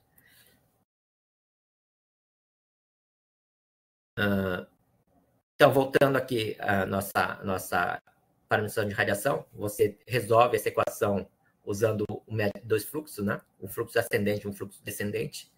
Né? E cada um desses fluxos, né? Cada um desses fluxos é relacionado com um determinado espectro de absorção, né? Ou seja, você tem o espectro, eu não sei se eu tenho aqui, não tenho. Não tenho. Aqui, eu tenho isso aqui. Você tem aqui o espectro de radiação de onda curta e de onda longa, né? Então, teoricamente, esse espectro aqui vai interagir com diferentes gases da atmosfera. Então, o que acontece aqui? Voltando aqui. Você tem, teoricamente, essa banda de comprimento de onda, de 0,1 até 100 microns, né? Então, teoricamente, cada uma das moléculas presentes na atmosfera, oxigênio, água, metano, NO2, né? Então, teoricamente, esse comprimento de onda aqui vai interagir com essas moléculas, e essas moléculas que vai fazer com que a radiação seja absorvida ou espalhada, né? Então, tudo isso aqui, ó, essas considerações dessa absorção, espalhamento, isso está tudo embutido no cálculo da profundidade óptica, né? Da atmosfera. Então, teoricamente, você pode manipular e pode simplificar essas equações, né? Para calcular o fluxo descendente e o fluxo ascendente, né? Então, teoricamente, você vai fazendo essa manipulação, né? Só coloquei aqui só um detalhe, né? Por quê? Para chegar com uma matemática bem pesada, né? Então, o que você vai ter aqui? Você vai ter, teoricamente, um fluxo ascendente, um fluxo descendente aqui, em função de alguns coeficientes aqui. E cada tipo de parametrizações que você encontra, eles parametrizam esses gama 1, gama 2, né, de forma distinta, né? Então, teoricamente, cada parametrização física vai ter uma determinada equação para calcular esses gama 1, gama 2, gama 3 também. Então, para que serve isso aqui, né? Isso para você calcular a radiação ascendente e descendente, né? Então, você pode simplificar isso, né? Usando a própria transmitância e refletância para você obter uma equação aqui do fluxo ascendente e descendente. Você pode montar um sistema de equações que você resolve de forma matricial, né?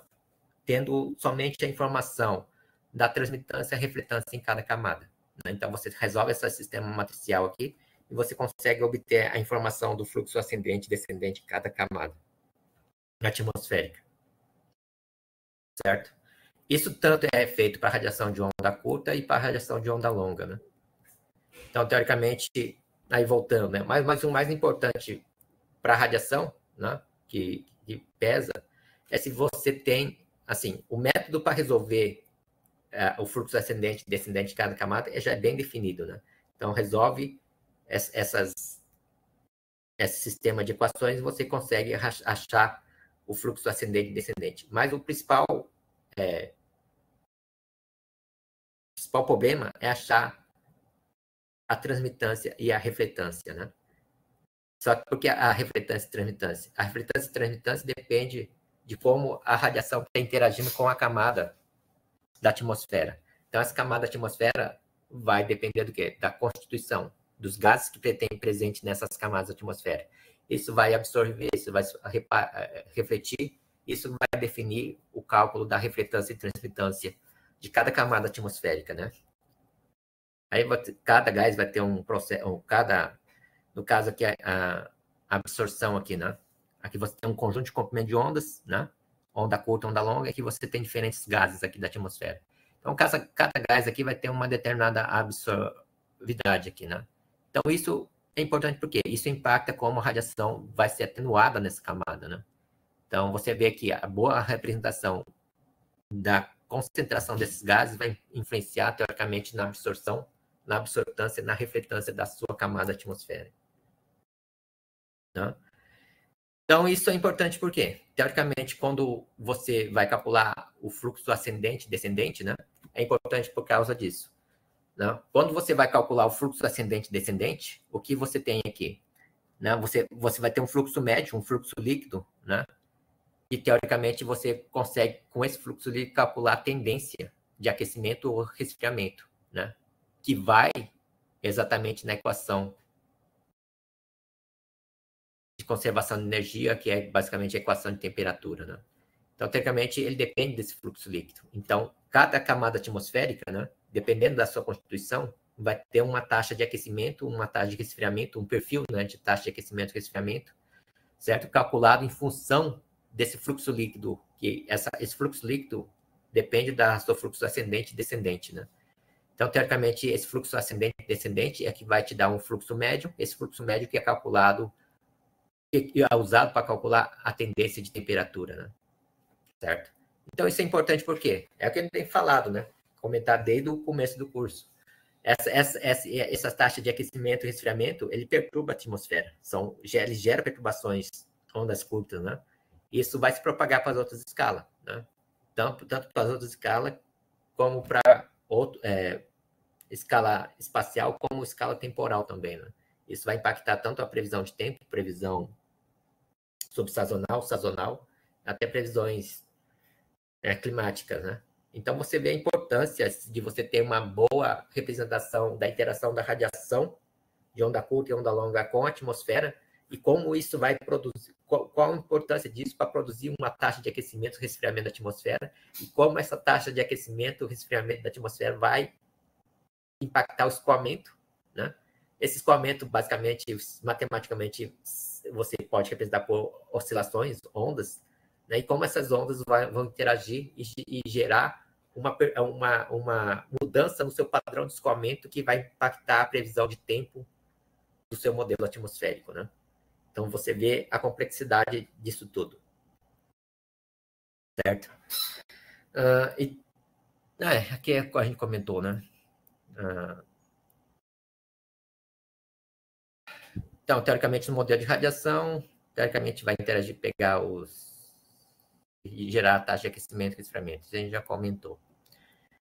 Né? Isso é importante para o balanço de energia, né? Ou seja, o balanço de energia global, né? Teoricamente, se você tem como definir um fluxo de radiação ascendente e descendente, você também tem como definir o fluxo de radiação no topo da atmosfera e na superfície, né?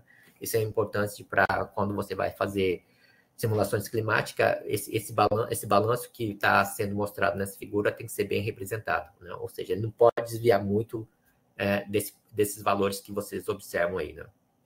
Então, teoricamente, se o seu modelo estiver desviando muito desses valores que está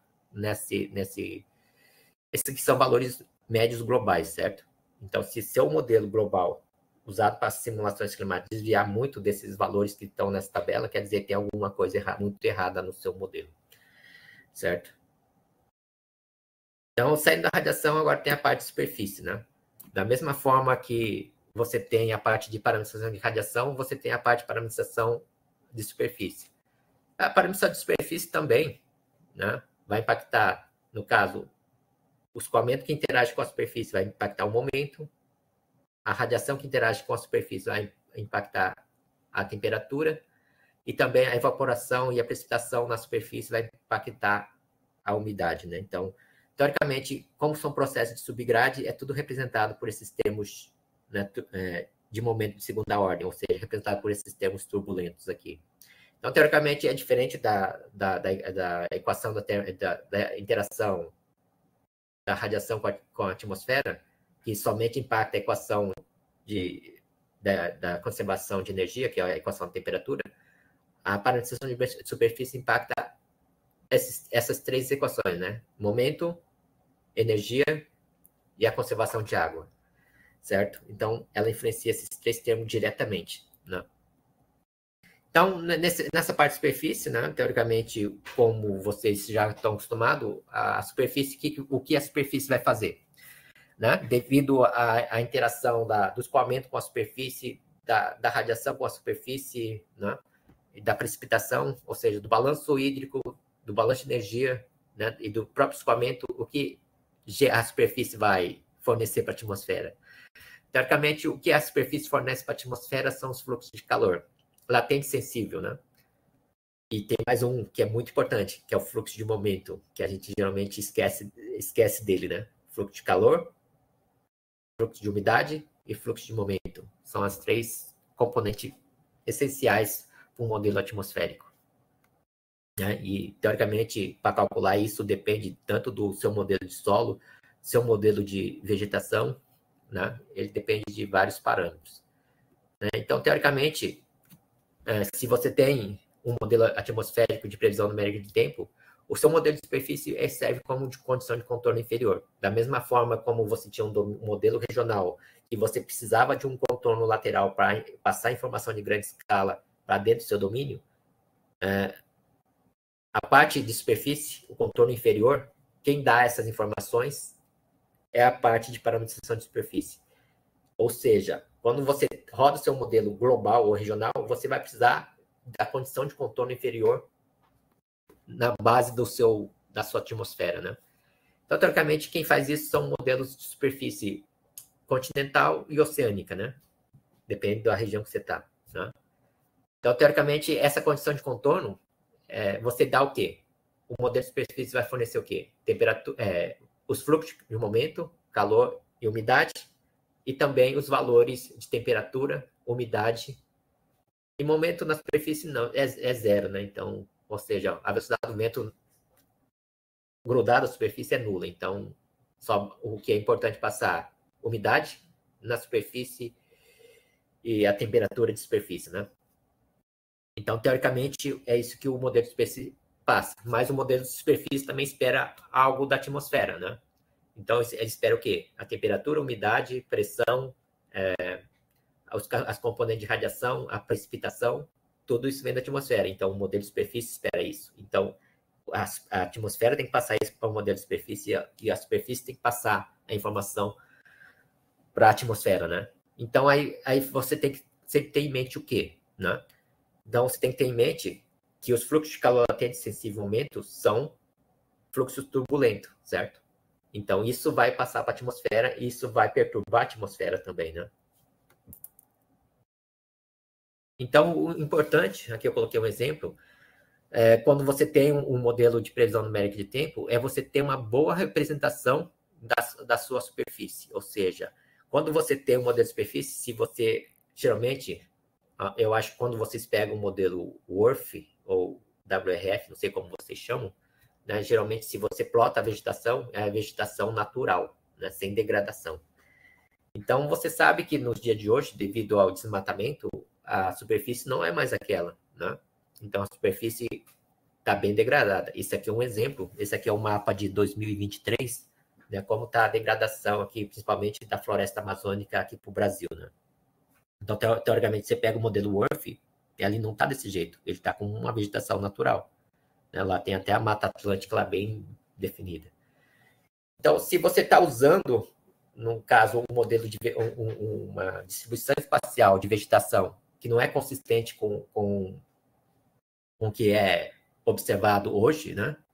Ou seja, o que existe hoje, teoricamente você vai fazer uma simulação. Você acha que isso vai impactar muito a sua simulação ou não, né? Então, surge essa questão.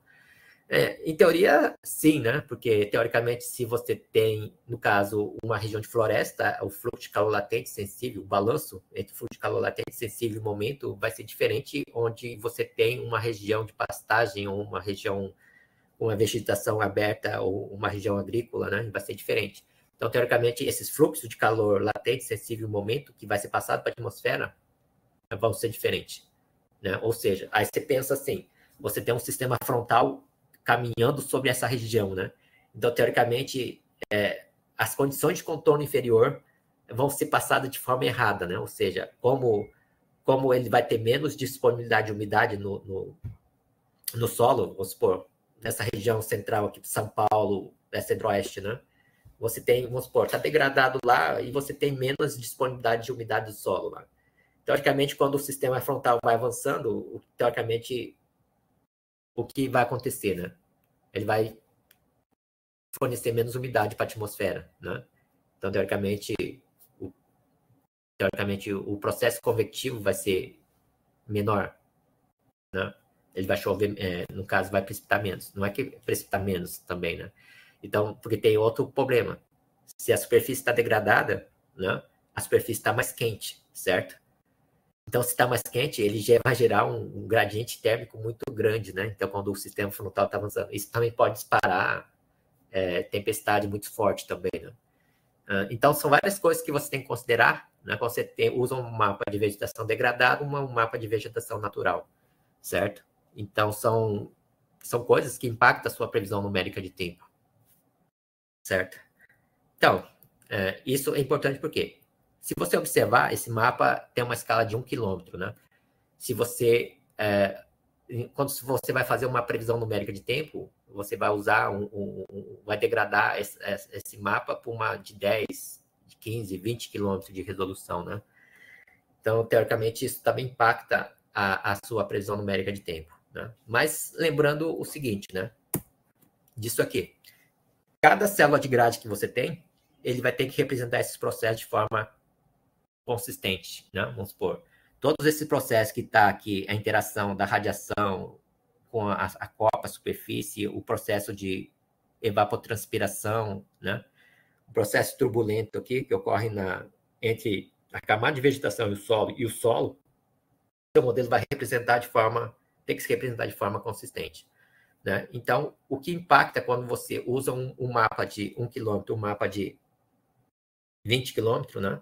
Teoricamente, num mapa de 1 quilômetro, você vai ter células bem pequenas, né, que é mais representativo. Agora, você imagina uma célula de 20 quilômetros, né? O modelo de superfície trabalhando nessa célula de 20 quilômetros, né? Então, nessa célula de 20 quilômetros, você pode ter o quê? Tanto região de floresta, como região de campo, região agrícola, região urbana, né? Só que o seu modelo não pode ser que não consiga representar isso de forma consistente. Então, gerar um fluxo de calor latente sensivelmente de forma errada para a sua atmosfera, né? Então, tudo isso aqui tem que estar bem representado e na escala que você deseja fazer a sua previsão numérica de tempo, certo? Isso aqui é uma coisa técnica, né? Ou seja, você precisa de um bom balanço de energia para você calcular uma tendência de temperatura de superfície adequada, né? Tanto a temperatura G, que é a temperatura da superfície do solo, né? A temperatura da copa e a temperatura do solo profundo. Você observa que todas essas temperaturas, essas tendências de temperatura dependem do balanço de radiação, né? E de energia, né? O balanço de energia, né? Então, se você não consegue simular bem essa interação da radiação com a copa, com a superfície, né? E você então não consegue calcular bem esses componentes de radiação, né? Ou seja, o balanço de radiação vai ser mal feito e, consequentemente, o balanço de energia também vai ser mal feito. E, consequentemente, o cálculo da tendência de temperatura do solo, da copa e do solo profundo também não vai ser bem feito, certo? E aqui a mesma coisa com a água, né? O balanço hídrico, né? A precipitação, a infiltração, né? O quanto que vai evaporar do solo, o quanto vai transpirar. Então, teoricamente, isso é importante para você ter um balanço de água. Ou seja, se você não tem uma boa balanço de água entre precipitação e evaporação, o runoff profundo, teoricamente você vai armazenar uma quantidade errada de umidade do solo, né? E você sabe que a umidade do solo é usada para a planta e isso impacta a transpiração das plantas, né? Então, teoricamente, a transpiração é uma parte do fluxo de calor latente que vai para a atmosfera, certo? Então, você vê que todas as coisas estão... tudo está conectado, né? Então, se você tem uma simulação errada de um desses componentes, você, consequentemente, não vai ter uma simulação de forma que você deseja, né? Não só o balanço de água, mas se tem balanço de carbono, mas o balanço de carbono não é tão importante para a previsão numérica de tempo, né? Então, a gente passa. Aí você tem a camada de solo que você tem que representar, também é o processo de infiltração, né? Então, teoricamente, você tem que ter um modelo de solo que você tem que resolver. Certo? Resolve do mesmo jeito, essa técnica numérica para resolver tanto a temperatura e a umidade do solo, né? Você resolve um sistema matricial, e você calcula as tendências de umidade e temperatura do solo, né?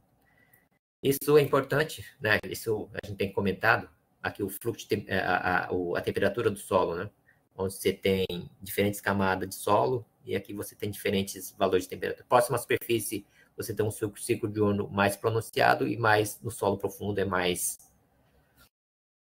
Você tem pouca influência do ciclo diurno, né? Isso aqui é basicamente o perfil aqui do solo. Então, você consegue calcular a temperatura do solo, né, usando as equações diferenciais apropriadas, né?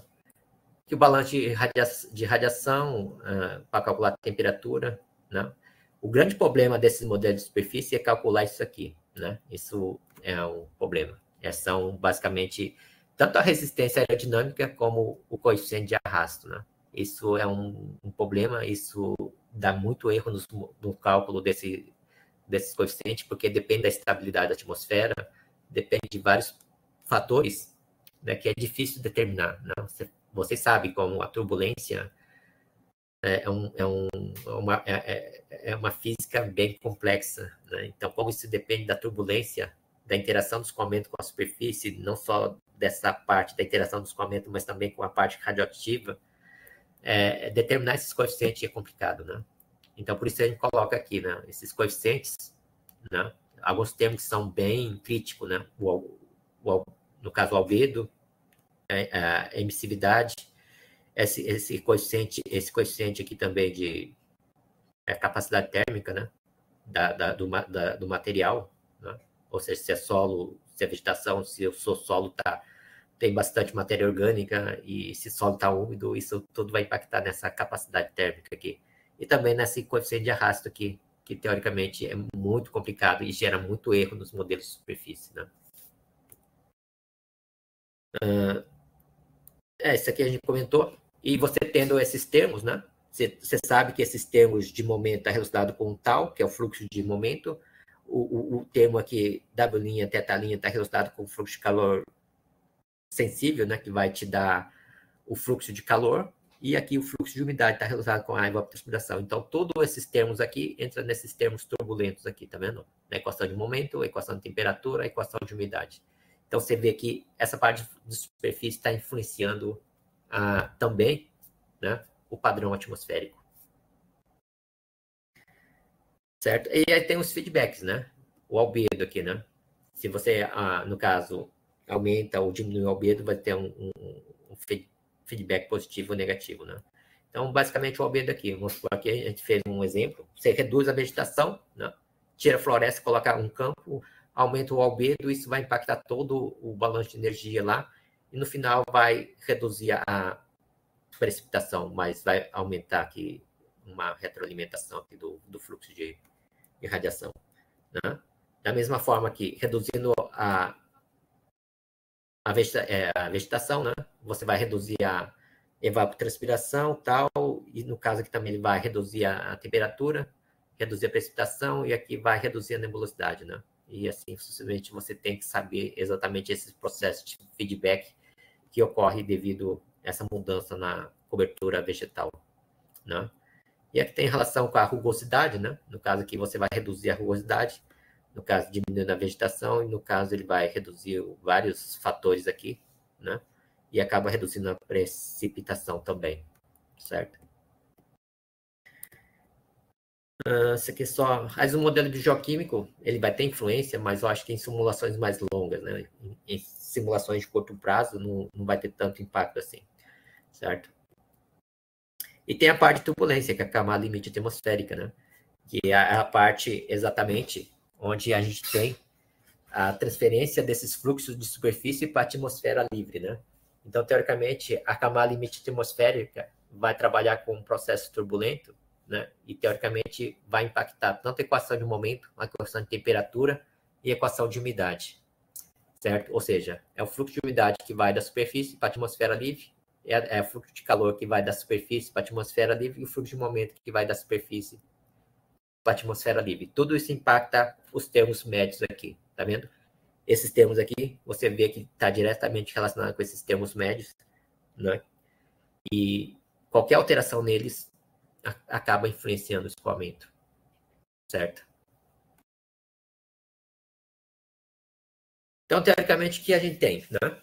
Quando você vai trabalhar com a parametrização de camada limite planetária, né, você tem essa turbulência, né, principalmente na vertical aqui. Ou seja, não é que você não tenha na horizontal, né, mas na horizontal, nos modelos de tensão numérica de tempo, a gente ignora, né? Ou seja, o termo vertical é mais importante, certo?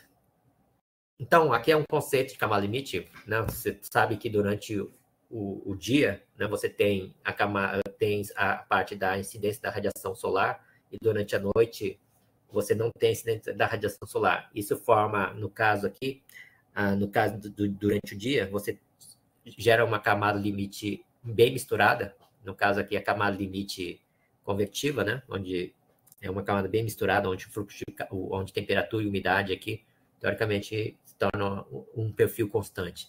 E quando o sol se põe, a superfície começa a resfriar, né, e começa a gerar essa camada limite estável noturna, e essa camada de mistura que é gerada durante o dia acaba formando essa camada residual aí, né?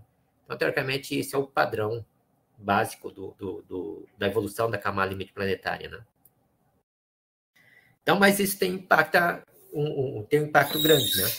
Dependendo como a evolução dessa camada limite planetária, isso impacta muito a formação dessas nuvens estratos, né?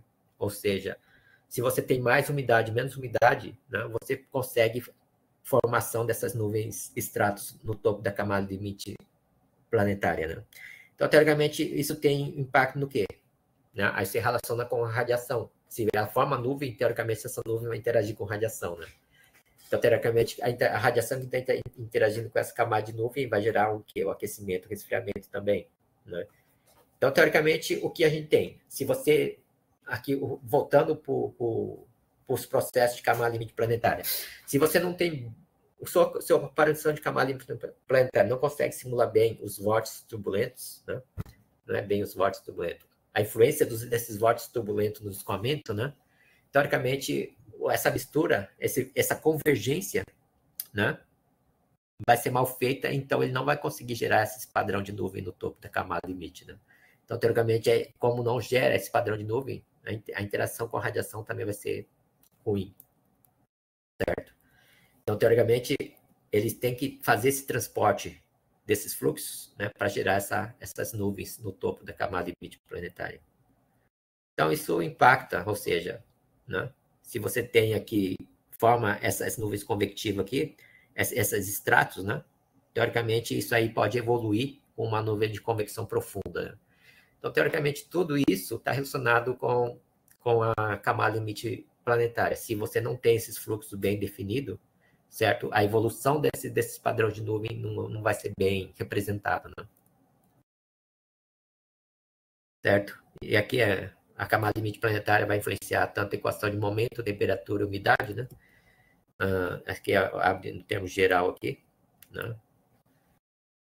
Então, teoricamente, o que a gente tem que nos modelos de precisão numérica de tempo, não só de tempo como clima, também você vai pegar, né, a equação de transferência na equação, as equações governantes, né, está relacionado os termos médios com esses termos turbulentos, né?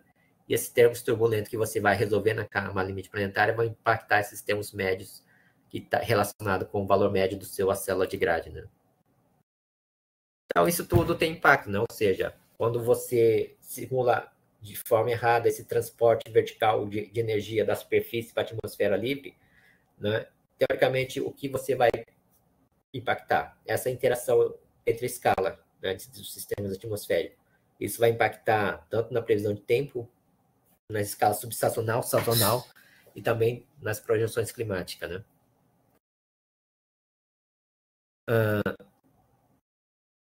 Então, teoricamente, esse aqui é um detalhe, como geralmente os modelos fazem essa parametrização, né? Se você pegar aqui, é o termo da equação de momento, né? Você pega a tendência e esse termo da convergência do fluxo, né, de momento, né? Teoricamente, as parametrizações de camada limite fazem? Ele parametriza esse fluxo turbulento em função de um coeficiente e o gradiente de uma determinada variável, né? Só que o que você observa aí? Você observa que você pode determinar esse fluxo turbulento, né, com um coeficiente e um gradiente, né? Isso a gente fala de teoria do transporte gradiente ou teoria K, né? Então, o que você observa aí?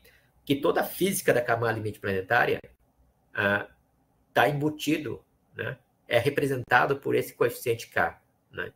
Então, se você não tem esse coeficiente bem parametrizado, bem calculado, esses fluxos turbulentos que você vai ter na vertical vai ser mal representado, né? Então, teoricamente, esse coeficiente vertical, esse coeficiente K aqui, teoricamente, tem diferentes formas de você parametrizar ela. Uma delas é basicamente definir ela como constante, mas isso é ruim, né? Ou ela variar em função da turbulência, da turbulência atmosférica, né? E assim por diante, né? Então, teoricamente, o que a gente faz? A gente pega esses termos turbulentos e coloca o K aqui, tanto o K para momento, né? O K aqui para temperatura e para umidade, né? Então, teoricamente, a gente usa essa teoria, né, para fazer essa parametrização e depois resolve calcula essas tendências em função desse sistema matricial. Tanto para temperatura, umidade e vento se resolve da mesma forma, certo? Então, o problema, no caso aqui, né, é como representar esse coeficiente, né?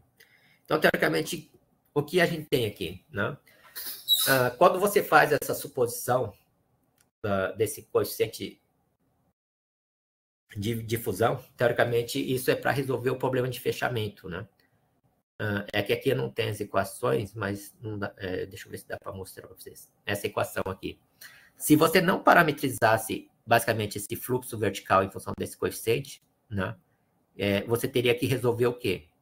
As perturbações, né? Ou seja, se você não considerasse que esse fluxo vertical aqui é em função desse coeficiente, esse gradiente vertical dessa variável φ em relação a z, certo? Você teria que calcular isso de alguma forma, certo? Mas para não calcular isso, você parametriza em função desse coeficiente, em função desse gradiente, certo? Então, quando você faz isso, você está resolvendo o problema de fechamento, ou seja, como você precisaria de uma equação diferencial para resolver aqueles termos turbulentos, né? Aqui. Vamos supor, esse termo turbulento aqui. Se você não parametrizar dessa forma, você teria que ter uma equação diferencial para resolver isso, né? Então, mas se você tivesse uma equação diferencial para resolver esse termo de segunda ordem, a própria equação diferencial para ela ia aparecer um termo de terceira ordem, ou seja, 3 termos aqui de perturbação. Então, sempre ia ter um termo a mais que você não conseguiria resolver. Então, para evitar isso, você já pega e parametriza esse fluxo vertical em função do coeficiente e o gradiente vertical dessa quantidade média aqui, né? Então, esse termo médio aqui você tem, então você consegue fechar a equação, certo? Então, você resolve o problema o problema de fechamento das equações usando a teoria K, ou a teoria linear do fluxo de gradiente, certo? Então, aí você consegue relacionar, né? Ou seja, o fluxo aqui na camada limite é em função do coeficiente, na superfície aqui, o fluxo de calor sensível é em função também desse fluxo turbulento, e o fluxo de umidade aqui também em relação a esse fluxo turbulento. Então, você tem, teoricamente, o que sai da superfície e passa pela camada limite, todos esses fluxos representados por alguma determinada parametrização, certo? E esse coeficiente aqui, esse K, né? Você tem diferentes formas, diferentes esquemas de camada limite para parametrizar ela em diferentes formas. Então, no caso aqui, o K aqui é parametrizado em função de um comprimento de mistura aqui e uma função de estabilidade, né? Que é em função aqui do número de Richardson. Então, essa é uma forma de você parametrizar, né? E, teoricamente, não tem só essa forma. Aqui eu só coloquei um exemplo, tá, pessoal? Você pode parametrizar esse coeficiente de difusão em função da energia cinética turbulenta e em função de outros parâmetros que não só esse que eu coloquei aqui, certo? Então, tudo isso cai, teoricamente, tem que levar em consideração não só a vertical, mas também a estabilidade, nebulosidade, radiação, na turbulência. Então, você vê que esse coeficiente tem que ter uma representar todas essas forçantes, né? Não seria forçante, todos esses parâmetros nesse coeficiente. Ou seja, esse K é sensível tanto à variação vertical, tanto à estabilidade, tanto à nebulosidade, tanto à radiação, quanto à turbulência, e pode ter outros parâmetros também que influenciam esse padrão de K, certo? Então, se esse K não é bem definido, esse coeficiente não é bem definido, você também não vai ter uma boa distribuição vertical de energia na sua atmosfera, certo? Isso é um problema, isso ainda é um grande problema nos modelos numéricos, né? Aí tem a parte de convecção profunda, né? Então, essa parte de convecção profunda é só uma revisão, né, que você tem que considerar. Teoricamente, é a parte de convecção profunda. Teoricamente, você tem o quê nessa parametrização? Quando você tem uma convecção, teoricamente, o vapor da água vai se condensar, precipitar e liberar calor latente, né? Então, a atmosfera, no caso, quando ele libera calor latente, vai aquecer, né? E quando tem a precipitação, ele vai secar a atmosfera. Esse é o propósito do esquema de convecção, né? Então, teoricamente, você tem que considerar algumas considerações de estabilidade, né? Para definir a formação de nuvem, né? Então, teoricamente, a convecção de cúmulo, a produção de cúmulos, né? É muito importante para você definir o sistema convectivo de mesoscala, né? Linha de estabilidade e outros tipos de sistema, né? E também essa formação de nuvem, né? Essa formação de nuvem vai interagir com a parte de radiação, né? E assim vai fechando o ciclo, né? Das parametrizações físicas. Teoricamente, seu esquema de convecção tem que simular tudo isso, desde a evolução de nuvens rasas, né, até nuvens profundas, né? Então, teoricamente, você tem que seu esquema de convecção tem que trabalhar essa evolução dessas nuvens, né? Tanto tratar essas nuvens rasas como essas nuvens profundas, né? Trabalhar bem os updraft e downdraft, com são corrente ascendente e descendente presente dentro dessas nuvens, né? Tudo isso é tratado no seu esquema de convecção, certo? Então, o que você tem aqui, né? Atualmente, que no modelo de previsão numérica de tempo, né, que usa a escala de 10, 50 quilômetros, né, você trabalha com um esquema de convecção, né? E numa escala menor, geralmente, você vai trabalhar com um modelo de LEIS, né, ou seja, que simula grandes turbulhões. Então, teoricamente, o que você tem aí é que, na atualidade, o pessoal está trabalhando de forma que você tem que resolver esses processos, né? De forma, assim, conjunta, né? Então, o seu esquema de convecção tem que sempre ser possível simular sistemas de nuvens de dimensões da ordem de 500 metros até dimensões da ordem de 50 metros, né? Então, tudo isso tem que estar embutido dentro dos seus modelos, né? Para você poder fazer uma boa simulação de convecção. Isso tudo, ou seja, você tem que fazer uma representação tanto da parametrização de convecção profunda, quanto da parametrização de microfísica de nuvem de forma conjunta, né? Ou seja, eles não podem trabalhar separado. Certo? Então, isso vai impactar, a parametrização de convecção vai impactar no balanço de radiação também, né? Vai interagir com a radiação, tudo. O que eu queria mostrar para vocês aqui.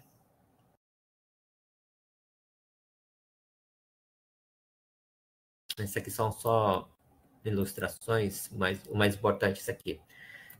Aqui, basicamente, é o esquema de uma parametrização de convecção profunda, né? O que ela tem que simular bem é o fluxo de massa, para gerar o movimento vertical, os updraft e downdraft, né? Também de simular bem a base e o topo de nuvem, a evolução da base e o topo de nuvem, né? E, teoricamente, isso aqui vai gerar o quê? Uma taxa de aquecimento, uma taxa de umedecimento devido à precipitação. Isso vai diretamente influenciar as equações do estado médio da atmosfera, né? Essas aqui são as considerações, né? Então, teoricamente, a parametrização de nuvem vai influenciar tanto a equação da conservação de energia, que é a equação termodinâmica, e da conservação de água total na atmosfera, né? Isso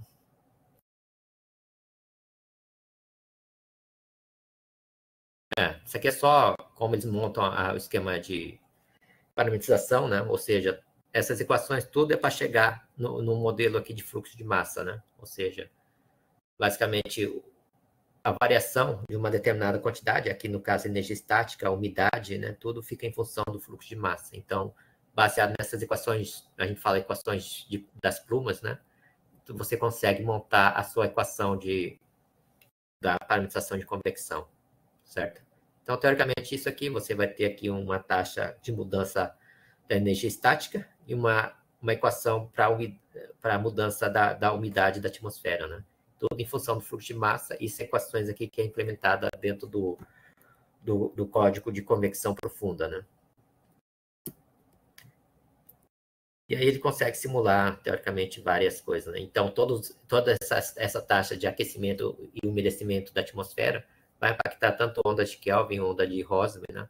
Então, você vê que esses processos convectivos, né, têm importância grande na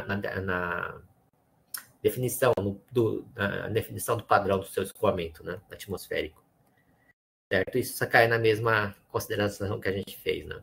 Então, todas essas ondas vão se interagir e afetar a sua previsão numérica de tempo.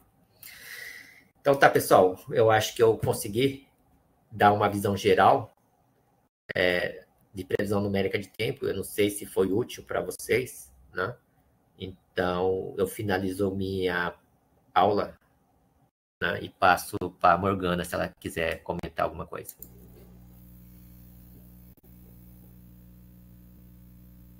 Obrigada, Paulo, pela excelente aula. Um assunto muito complexo, mas passado aí de uma forma muito leve. Né? Parabéns aí pelo domínio do assunto, né? Pela didática. Acho que todos nós precisaríamos de pelo menos uma semana inteira de aula aí com o Paulo para melhor, né, assimilar com calma, mas você passou muito bem, né, dentro do curto espaço de tempo. Nós temos algumas perguntas aqui. O Néstor, eu não sei se você quer falar, Néstor. Ele escreveu, né, tá parabenizando. Não, eu já aí no bate-papo escrevi, né, porque um pouco quando as pessoas recriminam, né, a nossa eficácia nas previsões, que a gente deveria estar apresentando tudo isso que apresentou o Paulo, né, para que essas pessoas poderão entender um pouco mais, mas a gente sempre se limita a falar da teoria do caos e da não linearidade da atmosfera como fluida, né? Mas é muito mais complicado, muito mais difícil todos os processos, e daí essa luta que a gente tem como meteorologista, né, de tentar sempre chegar na previsão certa, mas é muito boa a aula, como disse a Morgana, né, é muito conhecimento resumido em 2 horas, mas a gente vai ficar com as apresentações para retomar, né, e repassar, não sei como é que se diz em português, né, que volver a recordar o que nós, em algum momento, tivemos que aprender na nossa profissão. Muito obrigado.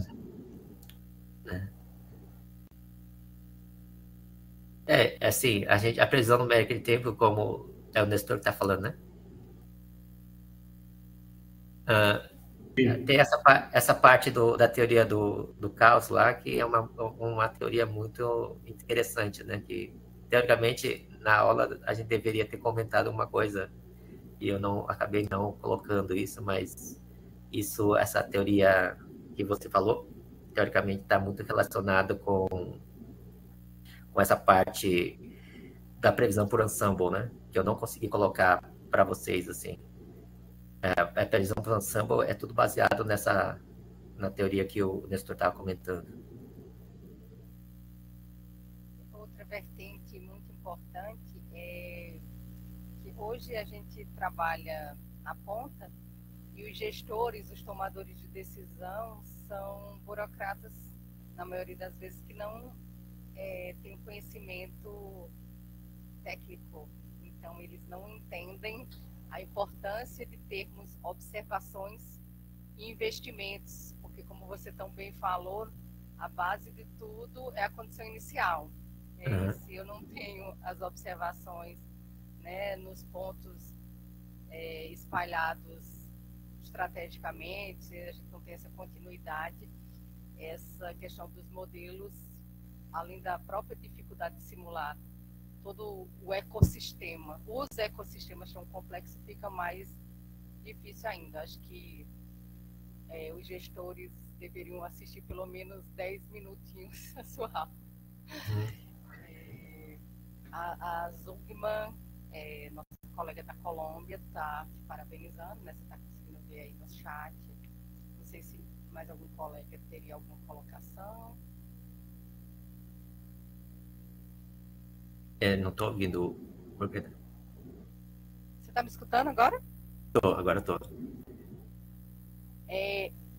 Eu não sei se algum colega teria uma colocação. Luiz está escrevendo.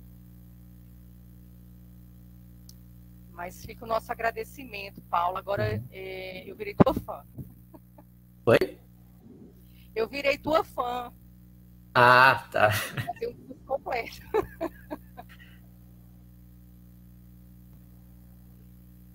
Você tem que fazer uma visita pra gente. Ou convidar a gente para ir aí. Pois é.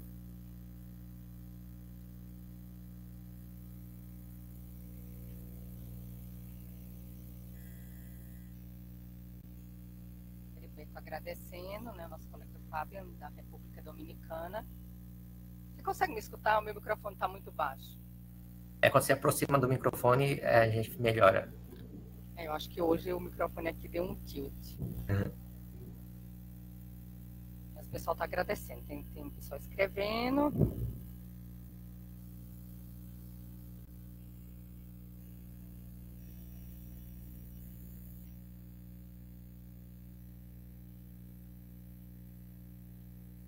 Benilda agradecendo também. Acho que é isso, né, gente? Muito obrigada, Paulo. Muito obrigada a todos. Eu vou colocar lá a apresentação no Drive lá. Tá, joia. Você encerra a gravação aí, por favor? Eu também não tenho como, não.